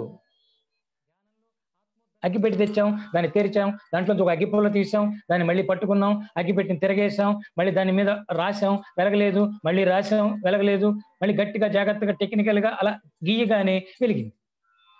అలాగే ఇక్కడ శరీరము, మనసు, ఇది అది పొందటం, చేయటం, వాడు ఎవరినో ఉద్ధరించాను, వాడు నన్ను మెచ్చుకోలేదు, వీడు మెచ్చుకున్నాడు, వాడు నాకు డబ్బులు ఇవ్వలేదు, అలాగే నాకు ఈ బంధువు ఇలా ఉన్నాడు, ఆ బంధువు అలా ఉన్నాడు, వీటన్నిటిని దాటటమే రాపిడి, గీయటమే, గీ గీ గీ గీ ఇవన్నీ గీసి గీసి పక్కకు తోసేస్తే, తొయ్యగలిగితే, దాటగలిగితే, వాటి నుంచి నువ్వు పక్కకు రాగలిగితే, విచారణ ద్వారా, సద్భావన ద్వారా, అనుభవపూర్వకంగా దాటుతూ వస్తే, మళ్ళీ శాస్త్రాలు జ్ఞానం పట్టుకురాకండి. ఇక్కడ పుస్తకాల జ్ఞానం ఆధారం కాదు. ఇక్కడ అనుభవ జ్ఞానం ద్వారా దాటాలి. ఒక్కొక్కటి దాటితే కైవల్య స్థితి. కైవల్య స్థితిలో ఆత్మోద్ధరణ. ఏమిటయ్యా నీ లక్ష్యం? ఆత్మోద్ధరణ. నన్ను నేను ఉద్ధరించుకోవటానికి వచ్చాను. నన్ను నేను ఉద్ధరించుకోవటానికి వచ్చాను. మరి ఏం చేస్తున్నావు రోజు? గమనిస్తున్నాను. నా శరీరాన్ని గమనించాను, మనసును గమనిస్తున్నాను, ఈ వికారాలు ఏంటో చూస్తున్నాను, భయం ఏంటో, క్రోధం ఏంటో, కామం ఏంటో, లోభం ఏంటో, అన్ని లోపల ఉన్నాయి కదా. వీటన్నిటిని నేను గమనిస్తున్నాను, గుర్తిస్తున్నాను. ఇవి నాకు వద్దు అనగలగాలి. అమ్మో, ఇవి కాదు నా లక్ష్యాలు. వీటిని అవతల అతీతంగా ఏదో ఉంది. ఉద్ధరణ చెబుతున్నారు చాలా మహాత్ములు. అది నేను అవ్వాలి, దాన్ని నేను ధారణ చేసి జీవించాలి. ఆత్మోద్ధరణ మనం పొంది ఆత్మపరంగా మారి జీవిస్తేనే ఆత్మజ్యోతి వెలిగిపోతుంది. వెలిగించుకున్నట్లే. ఆ ఉద్ధరణ కోసం ప్రయత్నం చేయటమే వెలిగించుకునే క్రియలు. వెలుగు మొదలవుతూ ఉంటుంది. మెల్లమెల్లగా కాంతి స్లోగా విశాలం అవుతుంది. ముందు ముఖం వెలుగుతుంది, తర్వాత ఇంకొంచెం వెలుగుతుంది, శరీరం ముందు భాగం వెలుగుతుంది, ఇంకొంచెం అయ్యేటప్పటికల్లా మనం వెనక, ముందు, పైన, కింద మొత్తం ఆ వెలుగు మనల్ని నిండిపోతుంది. One golden light, invisible, it cannot be visualised. దాన్ని చూడలేము, అనుభూతిస్తాం కాంతిమయంగా. ఆత్మజ్ఞానము, ఆత్మజ్ఞానపు కాంతి, ఆత్మజ్యోతి వెలిగితే అది కనిపించే కాంతి కాదండి. ఆల్ ఓవర్ మొత్తం అంతా నిండిపోయి ఉంటుంది. ఆ వ్యక్తి స్థితి ఎలా ఉంటుంది చూడండి. మొత్తం కాంతిమయం అయిపోయి కాంతిలో నేనున్నాను అనే దర్శనం జరిగితే, అనుభూతి దొరికితే, నాలో కాంతి ఉంది అనేది మాటలే, కాంతిలో నేనున్నాను అనేది అనుభూతి. అది మాటలతో చెప్పేది కాదు. కాంతిలో నేనున్నాను అనాలంటే అనుభవించిన వాడే అనగలడు. నాలో కాంతి ఉంది అనుభవించకుండా అక్కడ పైపైనే ఆ పుస్తకంలో ఎక్కడో చదువుతాడు, ప్రతి వాళ్ళం అందరం భగవత్ స్వరూపులు అండి, అందరిలోనూ కాంతి ఉంది, అందరూ అలా గొప్పవాళ్లే, అందరూ మాస్టర్లే, అందరూ యోగులే. ఈ మాటల్లో తెలిసి చెప్తున్నారా? అసలు కొంతమంది అంటారు అందరూ యోగులు కదండి, ప్రతి వాళ్ళు యోగులే. అరే, నువ్వు ఎలా చూసావు అతనిలో యోగత్వాన్ని? ఎప్పుడు చూసావు ఎదుటి వ్యక్తి? మరి అందరూ యోగులు అన్నప్పుడు ఎందుకు విమర్శిస్తున్నావు? ఎందుకు వాళ్ళకేదో నేర్పాలని ట్రై చేస్తున్నావు? అందరూ భగవత్ స్వరూపులే, మరి నువ్వు వాళ్ళ ఇంటికి వెళ్ళి ఎందుకు కూర్చుని కబుర్లు చెప్తున్నావు? వాడు కనిపిస్తే నువ్వు ఇలా ఉన్నావు, అలా ఉన్నావు అని విమర్శిస్తున్నావు ఎందుకు? అందరూ యోగులైతే, అందరూ యోగులు అన్నది నిజమే ఉంటుంది. నువ్వు యోగివి కాదు, ముందు అది తెలుసుకో. నువ్వు యోగివైతే అవతల వాళ్ళని విమర్శించు, అవతల వాళ్ళలో కాంతి చూస్తావు, నీ కాంతి నీకు తెలుస్తుంది అంతర్ముఖమై, నువ్వు కాంతిలో ఉన్నావు, కాంతిమయంగా ఉన్నావని. నెక్స్ట్ ఎదుటి వాడిని చూడగానే వాళ్ళ కాంతి నీకు బాగా తెలిసిపోతుంది. వాళ్ళ ఆరా నీకు తెలుస్తుంది. వాళ్ళ ఎంత కాంతిలో వాళ్ళు ఇమిడిపోయి ఉన్నారో, కాంతిమయంగా మారిపోయారో తెలిసినప్పుడు వాళ్ళని విమర్శించగలమా, వాళ్ళని నిందించగలమా, వాళ్ళని వదులుకోగలమా, వాళ్ళకి దూరంగా ఉండగలమా? అక్కడ సత్యం తెలుస్తుంది. దివ్యకాంతి.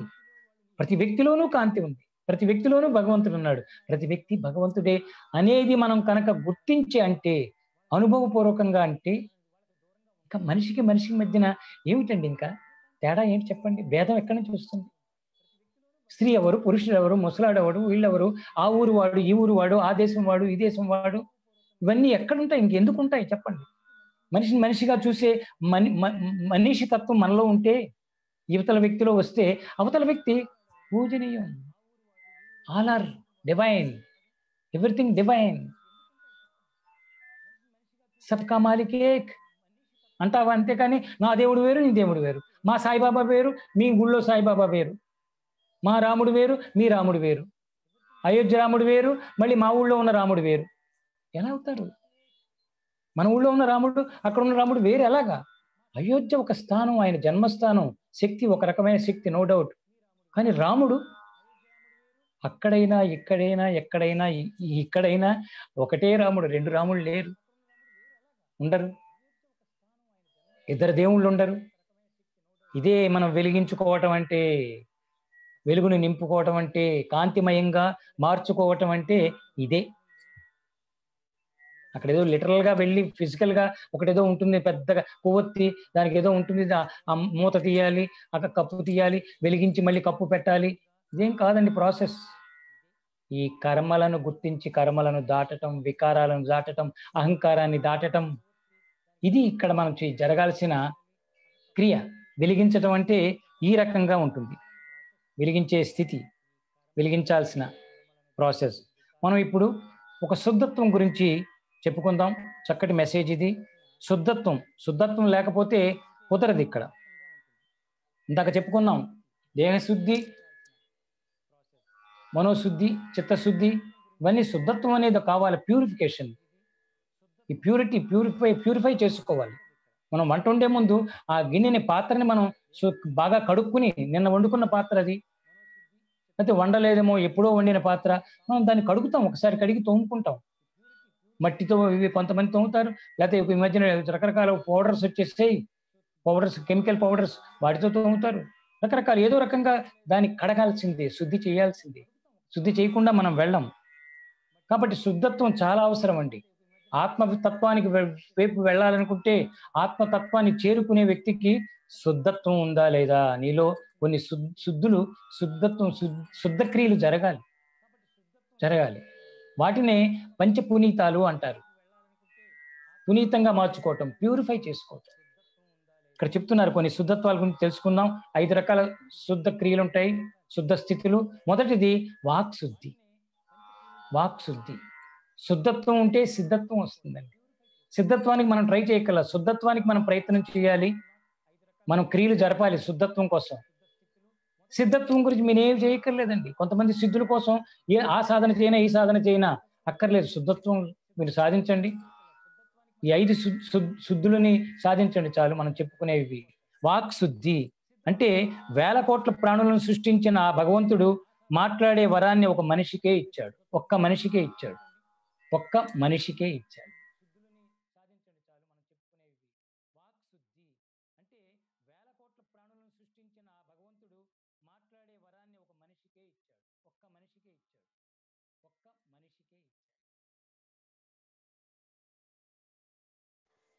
మనిషికే ఈ వాక్కునిచ్చాడండి. వాక్ శుద్ధి చాలా జాగ్రత్తగా మనం ఆత్మజ్యోతిని వెలిగించాలి, ఆత్మస్వరూపం తెలుసుకోవాలి, ఆత్మస్థితి తెలుసుకోవాలి. ఆత్మ ఎలా ఉంటుందని అంటారు, అది ఇవన్నీ జరిగిపోతే అది తెలిసిపోతుంది. సో వాక్ శుద్ధి, మాట్లాడే వాక్కుని మనకి ఇచ్చాడండి. ఈ వాక్కుని చాలా జాగ్రత్తగా వాడాలి. మంచి మాటలు మాట్లాడండి, మంచి మంత్రాలను ఉచ్చరించండి. ఈ వాక్కుని ద్వారా మంత్రాలు, దైవనామాన్ని, భగవంతుడి యొక్క లీలల్ని మీరు చక్కగా మాట్లాడుకోండి, పంచుకోండి. మంచిని, ఒకళ్ళని ప్రేమించే విధంగా ప్రేమించడానికి వాక్కును వాడండి. ఒకళ్ళని చక్కగా వాళ్ళకి సలహా ఇవ్వాలనుకుంటే, ప్రేమగా వాళ్ళు అడిగితే వాళ్ళకి సలహా ఇవ్వటం కోసం వాడండి. ఎలా పడితే అలా మీకు తోచినట్టుగా వాళ్ళకి చెప్పేయటం, ఈ వాక్కు ద్వారా వాళ్ళని దూషించటం, నిందించటం, డామినేట్ చేయటం చాలా డేంజర్. అదంతా అశుద్ధత్వం. కాబట్టి మనిషికే ఆ ఒక్క వరం ఇచ్చేట, మాట్లాడే వరం. కాబట్టి వాక్కును దుర్వినియోగం చేయకూడదు. పగ, కసి, ద్వేషంతో సాటి వారిని ప్రత్యక్షంగా గాని పరోక్షంగా గాని నిందించకూడదు. పగ, ద్వేషం, అసూయ. అవతల వాడు మంచివాడని వీడికి తెలుసండి లోపల, కానీ వాడు ఎదిగిపోతున్నాడు, వీడికంటే ఎక్కువ స్థాయికి వెళ్ళిపోతున్నాడు. ఆ ద్వేష బుద్ధి ఉంది చూశారు, ఏం మాట్లాడతాడో తెలియదు, ఒక స్టోరీ అల్లేసుకుంటారు. పగ, ద్వేషం, ఇవన్నీ కూడా అసూయ. ఇవన్నీ కూడా మనం దుర్వినియోగం చేసుకోవటం, భగవంతుడు ఇచ్చిన వాక్కుని దుర్వినియోగం చేసుకుని మనం పరుష వాక్యాలు మనం మాట్లాడకూడని మాట్లాడటం. కసి కూడా ఉంటుంది. కసి ఒక రివెంజ్, ఓర్వలేనితనం అనమాట. దానివల్ల వాళ్ళ గురించి ముఖం మీద మాట్లాడతారు కొంతమంది, పక్కన మాట్లాడతారు.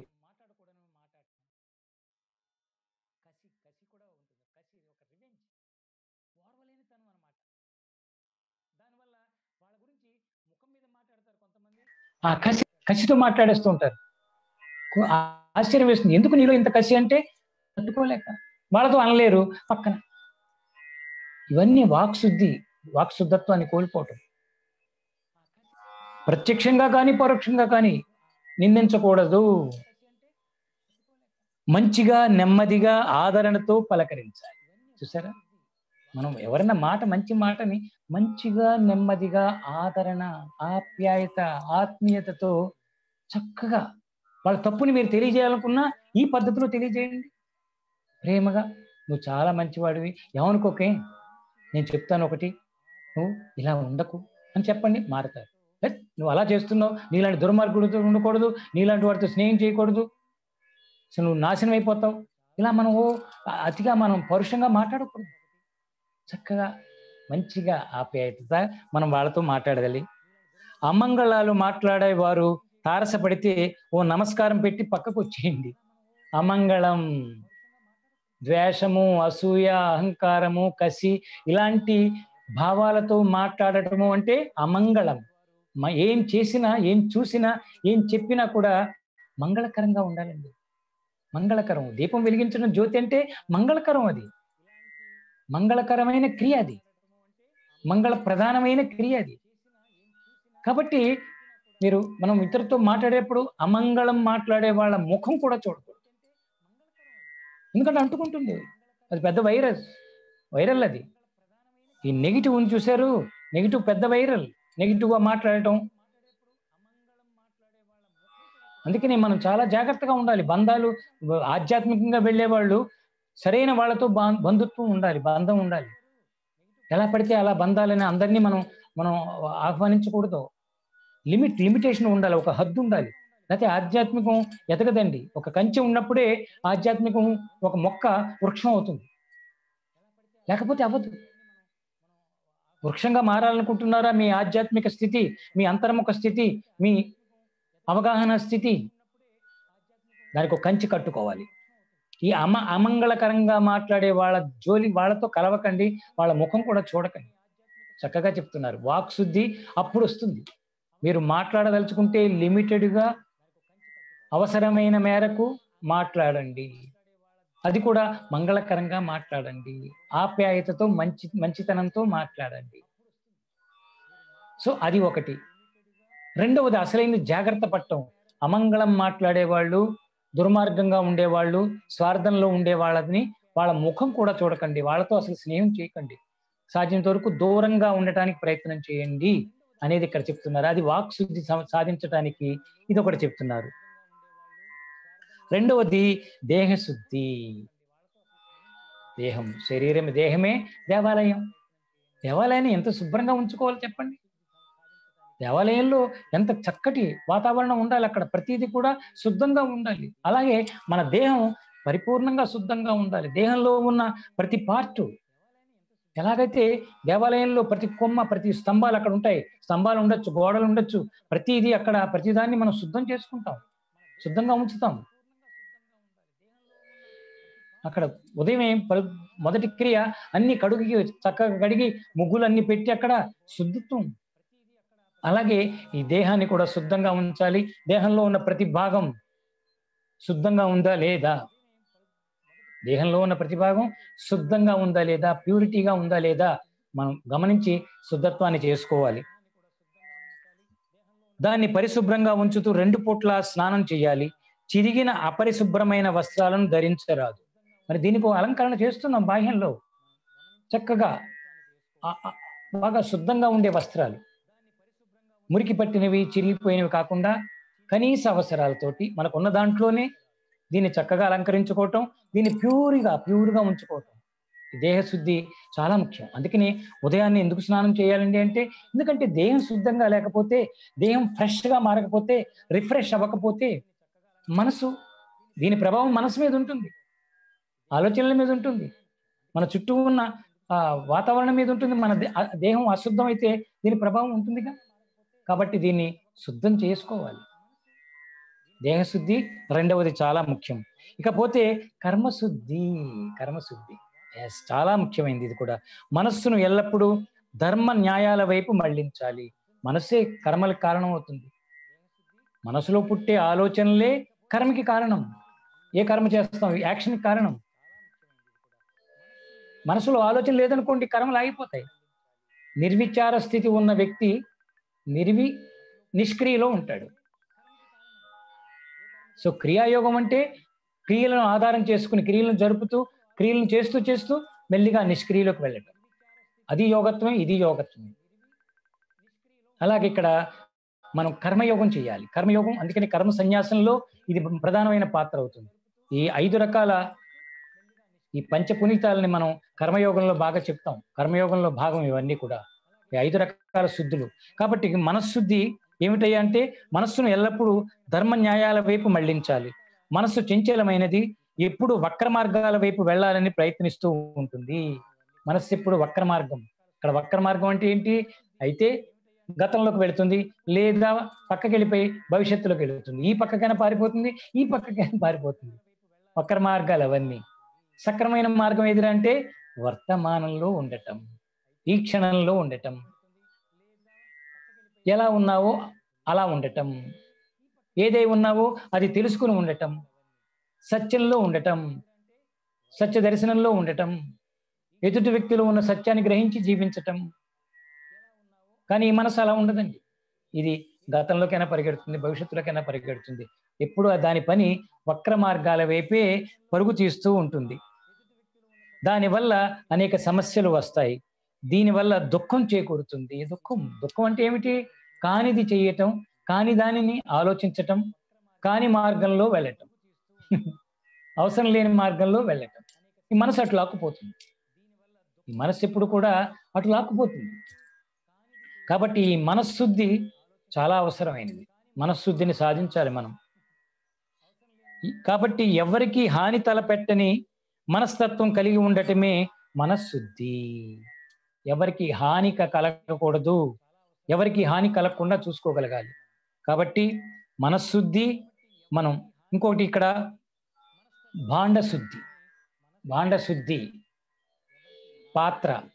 పాత్రని శుద్ధి చేసుకోవటం. శరీరానికి కావలసిన శక్తిని ఇచ్చేది ఆహారం. ఇది చాలా ముఖ్యమైనదండి.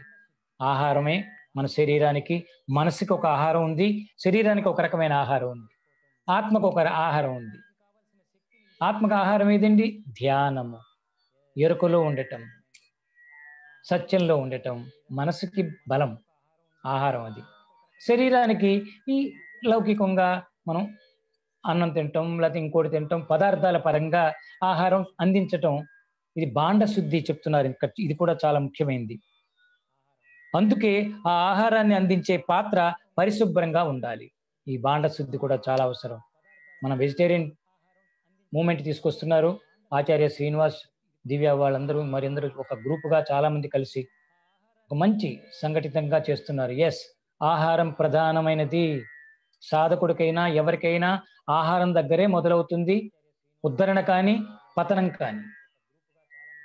కాబట్టి వీళ్ళు చక్కటిది. శాకాహారం చాలా ముఖ్యమైనది. సాత్విక ఆహారం చాలా అవసరమైంది. సత్వగుణాలు పెరగాలి అంటే సాత్విక ఆహారం కావాలి, శాకాహారం తీసుకోవాలి. ప్రకృతి ప్రసాదించిన దాన్ని చక్కగా ఆస్వాదిస్తూ తీసుకోవటం. ప్రకృతిలో మనకు దొరుకుతున్నాయి. భూమికి ఆకాశానికి మధ్యన చక్కటి పదార్థాలు, చక్కనివి ఉద్భవిస్తున్నాయి. వాటిని మనం ఆహారంగా మార్చుకోవటమే. ఒక సమయంలో హిమాలయ గురు పరంపరలో మేము నేర్చుకున్నది, తెలుసుకుంటున్నది, ఆహారం అనే దగ్గరకు వస్తే సాత్విక ఆహారం చాలా లిమిటెడ్, పరిమితమైనది తీసుకోవటమే. అతిగా తీసుకోకుండా దేహానికి అవసరమైనంత, దేహం కోరినంత, మనసు కోరినంత కాదు, ఆహారం అంటే మనసు కోరిందల్లా తింటం మొదలు పెడితే అన్ని కోరుతూనే ఉంటుంది. ఈ స్వీట్ తింటే ఆ స్వీటు, ఆ స్వీట్ తిన్న తర్వాత మళ్ళీ ఇంకోటి ఏదో. కొంతమంది చూస్తాం చక్కగా ఇడ్లీ తింటారు, తర్వాత ఏదో మనసు ఏదో చెప్తుంది, కూల్ డ్రింక్ తాగుతాడు. కూల్ డ్రింక్ తాగాక మళ్ళీ ఎదుటివాడు మళ్ళీ ఇక్కడ టీ చాలా బాగుందిరా అని వాడు టీ తాగుతూ చెప్తే అయితే టీ కూడా తాగుతానంటాడు. ఇడ్లీ తిని సాంబారు చట్నీతో బాగా కడుపు నిండా తినేసి కూల్ డ్రింక్ తాగాడు. కూల్ డ్రింక్లు ఎంత ప్రమాదమో తెలుసు. అది తాగితే లోపల నుంచి వ్యవహారం మార్పు ఉంటుంది. పోనీ అక్కడితో ఆగాడా, మళ్ళీ ఎవడో చెప్పాడని అంటే ఇది మనస్సు టెంప్టేషన్స్. టీ తాగాడు, వేడి వేడి టీ తాగాడు. అసలు పద్ధతేనా అది? మనసు అలాగ మనల్ని ఆహారపు విషయాలను ఆధారం చేసుకుని దారి తప్పిస్తుంది. అందుకనే శాకాహారం మనం జాగ్రత్తగా ఏది సరైనదో గుర్తించి చక్కగా రా ఫుడ్ కూడా తీసుకోమంటున్నారు మహాత్ములు. విలువలు కావాలి కదండి. విలువలు కోల్పోయి పదార్థాన్ని మనం ఆహారాన్ని విలువలు కోల్పోలే ప్రాసెస్ చేసామనుకోండి, కోల్పోయేలాగా ఇంకేం లాభం? కాబట్టి విలువలు కోల్పోకుండా అక్కడ దొరికిన విలువల పరంగా ఉన్న విలువల్ని మన శరీరానికి, మనసుకి, ఆధ్యాత్మిక తత్వానికి అనుకూలంగా మారేలాగా ఆహారాన్ని తీసుకోవాలి. ఆ మూమెంట్ తీసుకుంటున్న వీళ్ళందరికీ కూడా నాకు hats off, very nice, my prayers for them, my blessings for them. So ఇక్కడ చెప్తున్నారు ఆహారం ప్రధానం కనుక ఆహారాన్ని మనం తయారు చేసుకోవడానికి ఒక పాత్రను మనం వాడతాం. ఆ పాత్ర ఆ భాండ శుద్ధి.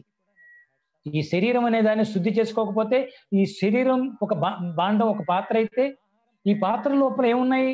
మనసు ఉంది, ఆత్మ ఉంది, హృదయం ఉంది, ఇలాంటివి ఉన్నాయి. నిర్గుణంగా మనకు కనిపించినవి ఎన్నో ఉన్నాయి ఈ పాత్రలో.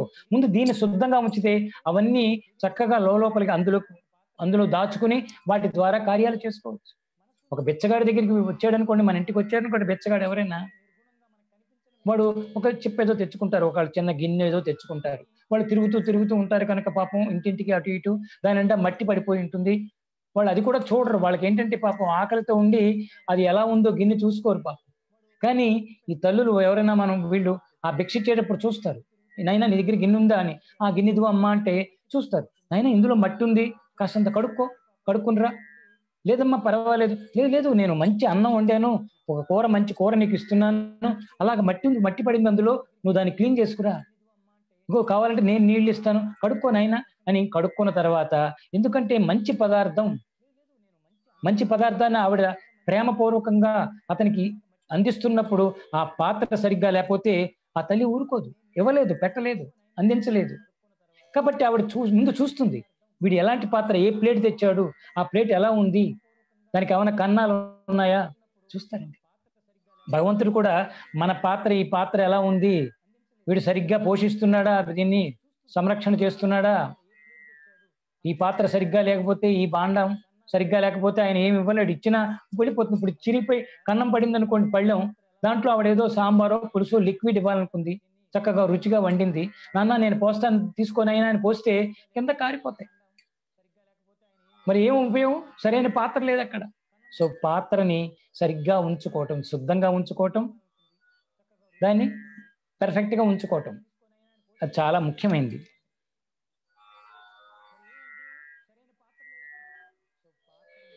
అందుకే ఆ ఆహారాన్ని అందించే పాత్ర పరిశుభ్రంగా ఉండాలి. స్నానం చేసి పరిశుభ్రమైన పాత్రతో వండిన ఆహారం అమృత తుల్యం అవుతుంది. భావనతోటి, సరైన భావనతోటి పరిశుద్ధంగా పాత్రను మార్చిన పాత్రను చక్కగా పరిశుద్ధమైన పాత్రను అక్కడ పెట్టి, ఇంకా మనం పరిశుద్ధమైన భావనతో వంట చేస్తే, ఏ క్రియ చేసినా, ఏ పని చేసినా పరిశుద్ధమైన మన దేహము, మన మనస్సు పరిశుద్ధంగా ఉంటే మనం తీసుకునే సంకల్పాలు కూడా పరిశుద్ధంగా ఉంటాయి. ఇక్కడ శుద్ధత్వం లేదు, శరీరంలో శుద్ధత్వం లేదు, మనసులో శుద్ధత్వం లేదు. వాడు సంకల్పం తీసుకుంటాడు, నేను కోటీశ్వరుని అవ్వాలి, నేను ఆది సాధించాలి. అవ్వో, ఎందుకు అవుతాయి? ఎందుకంటే శుద్ధత్వం లేదు. కాబట్టి చెప్తున్నారు, చక్కగా స్నానం చేసి దేహశుద్ధి చేసుకుని మనోశుద్ధిని సాధించి ఆ తర్వాత నువ్వు ఒక ఆహారాన్ని నువ్వు వండటానికి వెళ్ళు, ఆ వండే క్రియను చెయ్యి, కార్యాన్ని చేసుకో, ఆ అమృత తుల్యంగా మారుతుంది ఆహారం. అమృత ఆహారం అంటే అదే. నీలో మృతంగా ఉన్న వాటిని తింటే, నువ్వు మృతప్రాయంగా మారి నువ్వు క్రియలు చేస్తే, జీవశ్చవం అంటారు చూశారు, బతికుంటాడు కానీ శవంలాగా, అంటే వాడు యాక్టివ్గా లేడు, ప్రాపర్గా లేడు, పెర్ఫెక్ట్గా లేడు, శుద్ధంగా లేడు. శుద్ధంగా లేకుండా నువ్వు ఎన్ని క్రియలు చేసినా వేస్ట్. కాబట్టి చక్కగా శుద్ధత్వం మనం చెప్పుకుంటున్నాం. మొత్తం ఒకటి వాక్శుద్ధి, రెండవది మనోశుద్ధి, దేహశుద్ధి, భాండశుద్ధి, మనశుద్ధి. ఇవన్నీ కూడా మనం చేసుకుంటే కర్మశుద్ధి. కర్మశుద్ధి గురించి తెలుసుకోవాలి అనుకుంటే, అనుకున్న పనిని మధ్యలో ఆపిన వాడు అధముడు.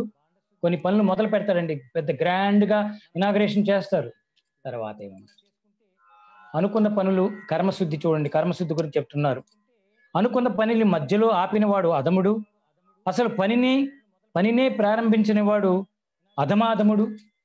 కొంతమంది పనులు చేయరు, మాటలు చెప్తారు, చేసేవాడికి అడ్డు వెళ్తారు. ఒకడు మంచి పని చేస్తుంటే వీళ్ళు పుల్లలు పెడతారు. ఈ మధ్యన నాకు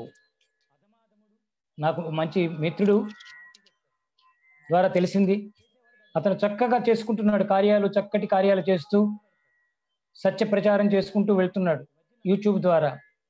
ఆ యూట్యూబ్ని ఎవరో హ్యాకింగ్ చేసేసారు. వాళ్ళు దాన్ని ఎంత నెట్వర్క్ అవసరమా? అవతల వాళ్ళ కార్యాల్లోకి దూరటం అవసరమా చెప్పండి? దాన్ని హ్యాక్ చేసేసి అది బ్లాక్ చేసి పడేసారు. అంటే అతను ఆ వ్యక్తి ఆ కార్యాలు చేయకూడదు అన్నమాట పాపం. అది వినగానే నాకు బాధ అనిపించింది. ఇలాంటి వాళ్ళు ఉన్నారు ఇక్కడ, వాళ్ళు చేయరు కదా, చేసేవాడిని చేయలేరు. ఇలాంటి వాళ్ళ పర్సంటేజ్ ఎక్కువ ఉంది ఈ మధ్య కాలంలో. చూడండి, అందుకనే ఈ కర్మశుద్ధి చాలా జాగ్రత్తగా ఉండాలి. అనుకున్న పనిని మధ్యలో ఆపినవాడు అధముడు, అసలు పనినే ప్రారంభించకుండా ఉండేవాడు అధమాధముడు. వాడు ప్రపంచంలో, సమాజంలో వాడి పాత్రే చాలా వ్యతిరేకంగా ఉంటుంది. తలపెట్టిన పనిని కర్మశుద్ధితో పూర్తి చేసిన వాడు ఉత్తముడు. అది కర్మశుద్ధి కావాలి. ఒక సంకల్పం, ఒక పని ప్రారంభిస్తే వదిలిపెట్టద్దండి, దీక్షగా చేయండి, ధర్మాన్ని అనుసరిస్తూ చేయండి, స్వధర్మాన్ని పట్టుకుని చేయండి. మీ కార్యాన్ని మీరుగా చేయండి, ఇంకొకరి దాంట్లో వేరు పెట్టకూడదు, ఇంకొకరిని ఇమిటేట్ చేయకండి. ప్రతి వ్యక్తిలోనూ శక్తి ఉంది. మీ కర్మని మీరు, కర్మయోగం అదే, కర్మ సన్యాసం అదే. మనం తీసుకుని వచ్చిన పూర్వజన్మ కారణంగా మోసుకొచ్చిన కర్మల్ని పూర్ణంగా మనం అనుసరించటం, అనుభవించటం, వాటిని అనుభవించి దాటాలి.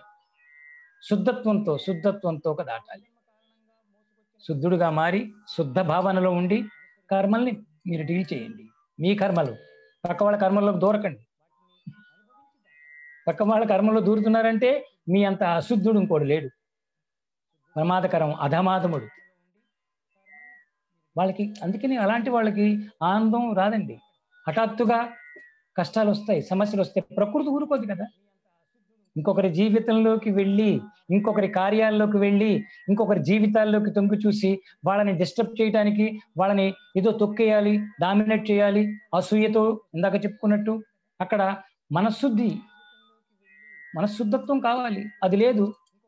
సో ఏం చేస్తారు, వీళ్ళ కర్మలు వీళ్ళు డీల్ చేయకపోగా ఇంకోరి కర్మల్లో దూరుతారు. శుద్ధత్వం, మనశుద్ధి ఉన్నవాడు కర్మశుద్ధిని కూడా అనుసరించగలడు. శుద్ధ భావనతోటి తాను పట్టుకున్న కర్మని, చేసుకున్న సంకల్పాన్ని పరిపూర్ణంగా పూర్తయ్యేదాకా నిద్రపోడు. తన యావశక్తిని, పూర్తి శక్తిని అంతని దానికోసం అర్పించి, భగవత్ శక్తిని తోడు తీసుకుని, ఆత్మశక్తిని ఆధారం చేసుకుని తన కార్యాన్ని చేపడతాడు. ఇక్కడ చూడండి, వీళ్ళు చేస్తున్నారు వెజిటేరియన్ మూమెంట్. వీళ్ళు ఆత్మశుద్ధత్వం, వీళ్ళ దగ్గర కర్మశుద్ధత్వం ఉంది. పట్టుకున్న పని అవ్వాల్సిందే, జరగాల్సిందే. ఎస్, 4-5 ఏళ్ల క్రితం వీళ్ళని నేను చూశాను. మన ద్వారహట్టు ఆశ్రమం తపోవనానికి వచ్చారు, వేదానంద తపోవనానికి వచ్చారు వీళ్ళు. అప్పుడు వాళ్ళ ఆలోచనలు చూస్తే నాకు చాలా ముచ్చటేసింది. భార్యాభర్తలు ఇద్దరు, మా ఫ్యూచర్ ఇలా విజువలైజ్ చేస్తున్నాం బాబాజీ అంటే, ఎస్, గ్రేట్ గ్రేట్ గ్రేట్. ఇవన్నీ చూస్తున్నాం. మన పిరమిడ్ ఛానల్ చూడండి, నిజంగా ఈ రోజున ఎంత ఆనందంగా ఉంటుందో. వాళ్ళ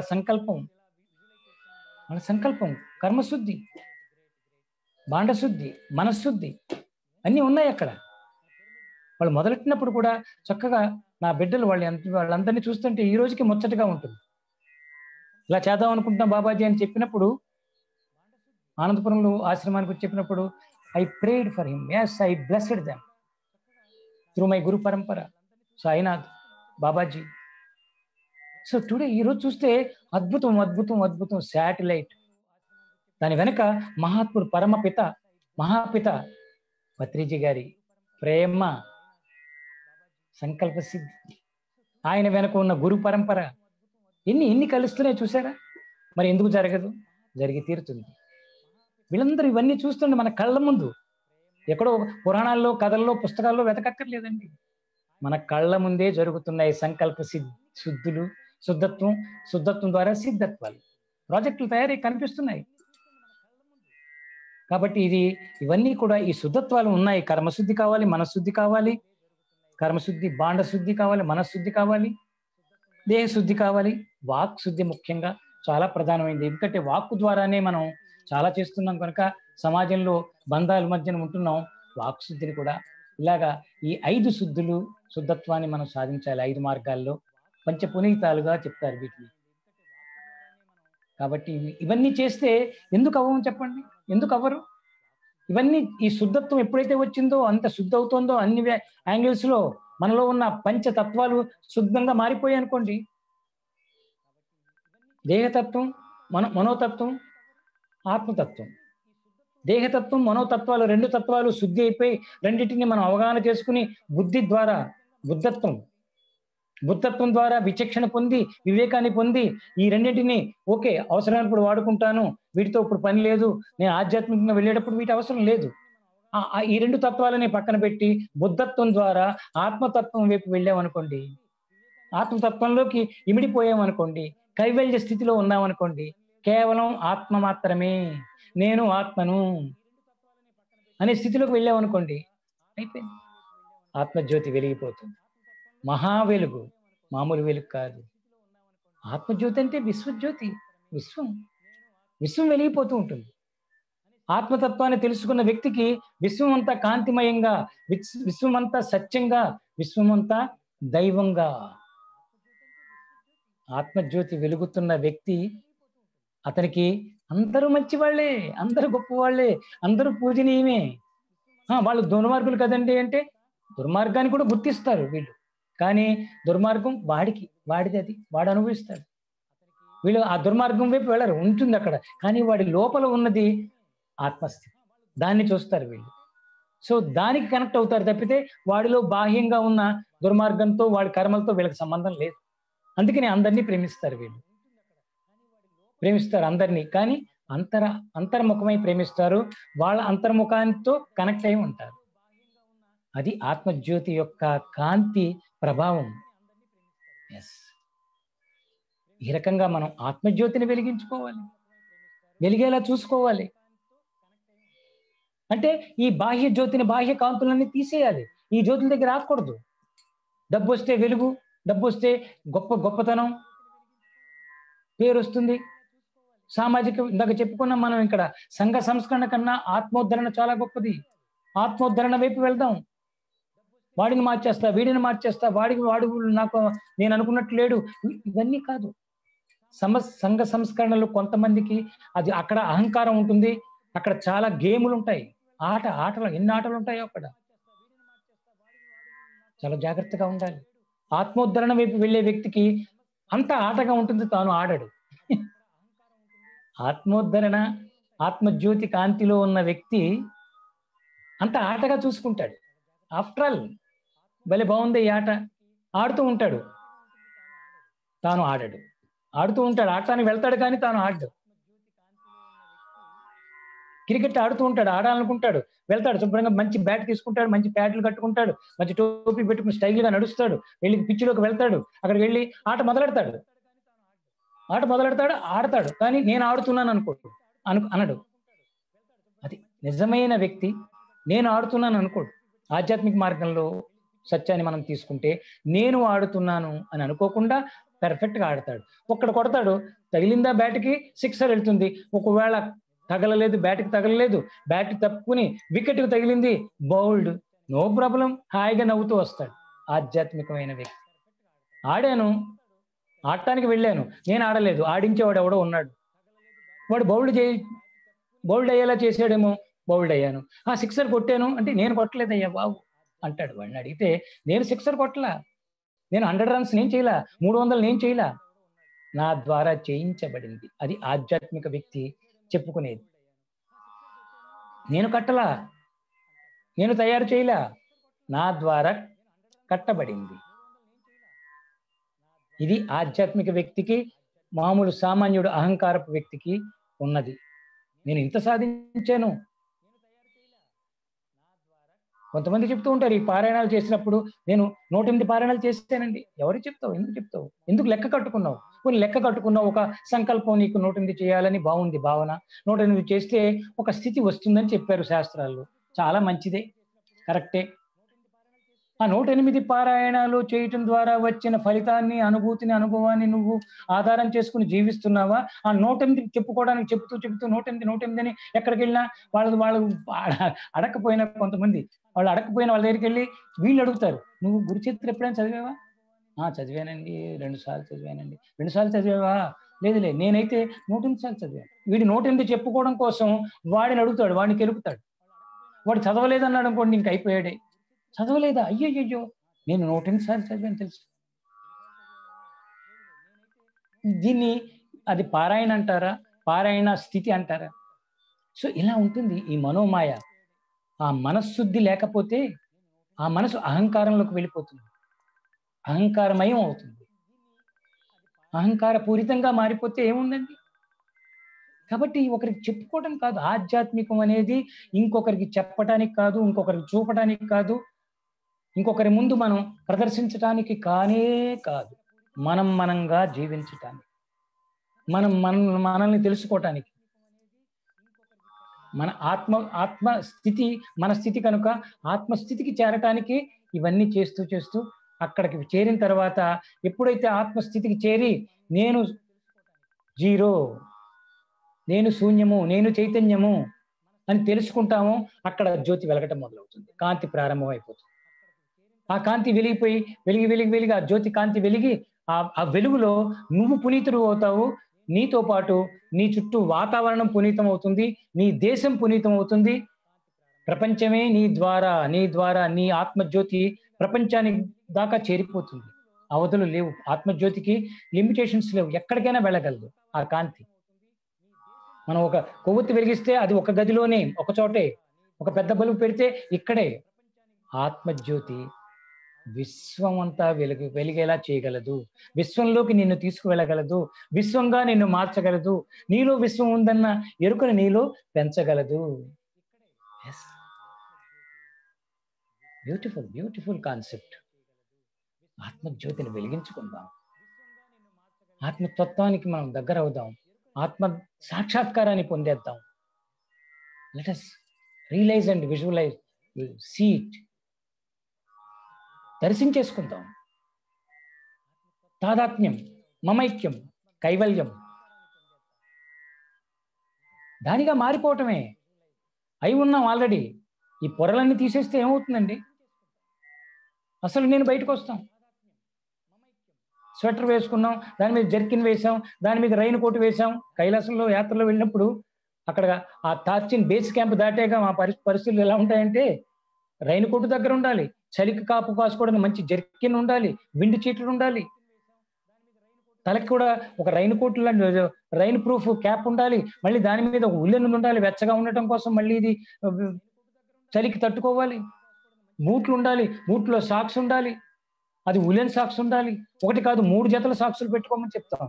ఎందుకంటే వాన వచ్చి ఏదైనా తడిసిపోతే ఆ చల్లదనం, మంచులో వెళ్ళినప్పుడు మంచులో కాలు ఒక్కోసారి పడిపోతే ఆ మంచు వల్ల ఈ సాక్స్ తడిసిపోయింది అనుకోండి, మంట, ఆ చల్లదనం అనరది, మంట, వేడి, మంచు యొక్క ప్రభావం, మంట మంట మంట మంట, అసలు ఇంకా అక్కడ కమిలిపోతుంది కాలు. కాబట్టి ఆ సాక్స్, తడి సాక్స్ విసిరేసి మళ్ళీ పొడి సాక్స్ తీయాలి మన బ్యాగ్ నుంచి, డే బ్యాగ్ ఉంటుంది, మళ్ళీ తొడుక్కోవాలి. మళ్ళీ ఎప్పుడో ఎక్కడో ఇంకో చోట మళ్ళీ మంచు కనిపించింది, మంచులో కాలు పడింది, మంచులో నడవాల్సి వచ్చింది, మళ్ళీ ఇది ముద్దయిపోతుంది, మళ్ళీ దీన్ని తీసేసి అందుకనే 3 జతలు ఖచ్చితంగా ఉంచుకోండి అంటాం. ఇవన్నీ ఒక్కొక్కటి తీసేసి, బూటు తీసేసి, సాక్స్ తీసేసి, ఈ కోటు తీసి, జర్కిన్ తీసి, వెండి చీటర్ తీసి అన్ని తీసేస్తే ఏమిటయ్యా అంటే నువ్వు. సో ఈ మనసు, శరీరము, మనసు, బుద్ధి ఇవన్నీ ఒక్కొక్క పొర తీసేస్తే ఫైనల్ గా అసలు నువ్వు నీకు దర్శనం అవుతావు. ఆ నువ్వే జ్యోతి, ఆ నువ్వే కాంతి, ఆ నువ్వే విశ్వం, ఆ నువ్వే భగవంతుడు. నువ్వు వెలిగితే నువ్వు వెలుగుతూనే ఉన్నావు ఆల్రెడీ. ఆ వెలుగుని మనం గుర్తించగలిగితే, ఆ వెలుగే నేనని తెలుసుకోగలిగితే ఇక మన జీవిత విధానం మారిపోతుంది. మన చుట్టూ ఉండే ఆ ప్రాంతాల యొక్క ప్రభావం మారిపోతుంది. మనం ఎక్కడికి వెళ్తే అక్కడ కాంతి. మహాత్ములు అడుగు అడుగున ఎందుకంటే అంత లీలలు జరుగుతాయంటే వారి ప్రతి అడుగు కూడా ఒక లీలను సృష్టిస్తుంది. వారి ప్రతి వాక్యం, మాట కూడా లీలగా మారుతుంది.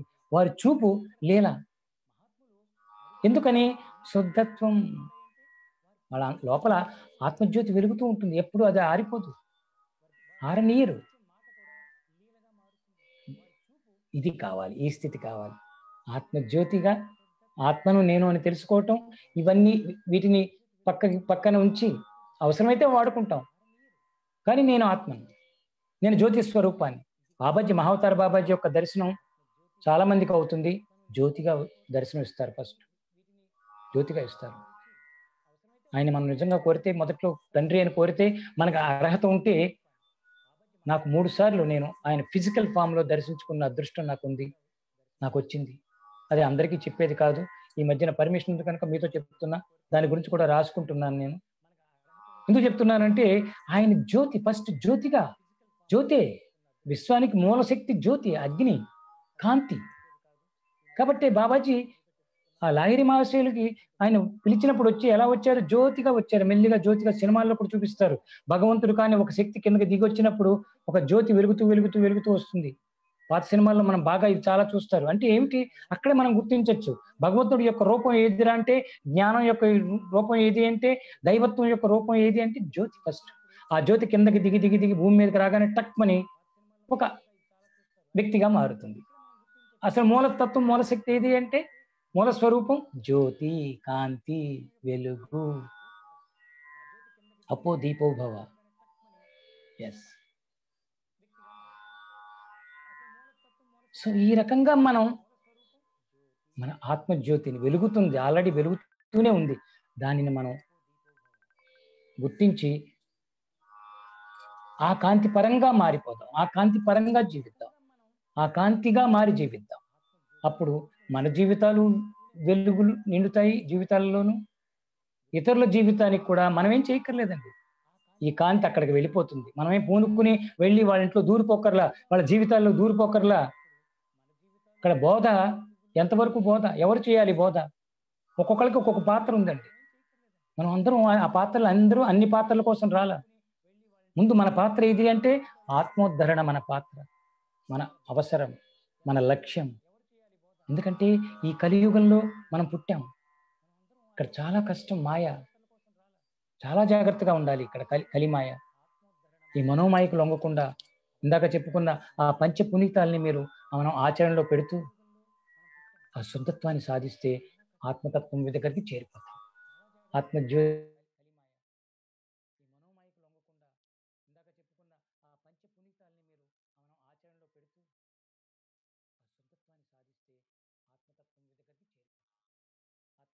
అందరికీ మనం జీవిస్తూ ఇంకొకరిని జీవింపజేద్దాం. మనం జీవిద్దాం. ముందు నేను సరిగ్గా ఉన్నానా లేదా, నేను శుద్ధత్వంలో ఉన్నానా లేదా, నేను శుద్ధిగా ఉన్నానా లేదా, ఆ తర్వాత మనం ఇంకొకరికి ఆ శుద్ధత్వాన్ని న్యాచురల్గా వెళ్ళిపోతుంది. మనం పంచాలని అది క్రియ కాదు, జరిగిపోతుంది. తీసుకునే వాళ్ళు వాళ్ళే వచ్చేస్తారు మన దగ్గరికి. నాకు కొంచెం పంచునైనా, నాకు కూడా నేర్పు, నాకు కూడా చెప్పు అని వచ్చేస్తారు. ఆకర్షణ గొప్పదండి. ఈ కాంతి యొక్క ఆకర్షణ, ఆత్మజ్యోతి యొక్క ఆకర్షణ చాలా గొప్పది. కాబట్టి ఇలాగా నాకు నా అనుభవాన్ని మీతో పంచుకున్నాను. ఇది మీకు నచ్చచ్చు, నచ్చకపోవచ్చు కొంతమందికి. కానీ ఇది నా అనుభవం. చక్కగా ఈ రకంగా మనం ఆత్మజ్యోతిని, ఆత్మతత్వాన్ని, అతీత తత్వాన్ని, ఆధ్యాత్మిక తత్వాన్ని, భగవత్ తత్వాన్ని మనం జ్యోతిగా మార్చుకుని ఆ కాంతిలో నడుద్దాం. జీవిద్దాం. ఒకరితో ఒకరం కలిసి, ఒకరి కోసం ఒకరు, అందరి కోసం ప్రతి ఒక్కరు, ఒక్కరి కోసం అందరూ. ఈ రకంగా మనం జీవిస్తూ వెళ్ళటమే సత్సంగ బలము అన్నారు. కాబట్టి గురు కృపతో మనం చక్కగా ముందుకు వెళదాం. సద్గురునాథ్ మహారాజ్కి జై, సాయినాథ్ మహారాజ్కి జై. Thank you. Thanks to all of you. I love you. I love you. Happy blessings to all of you.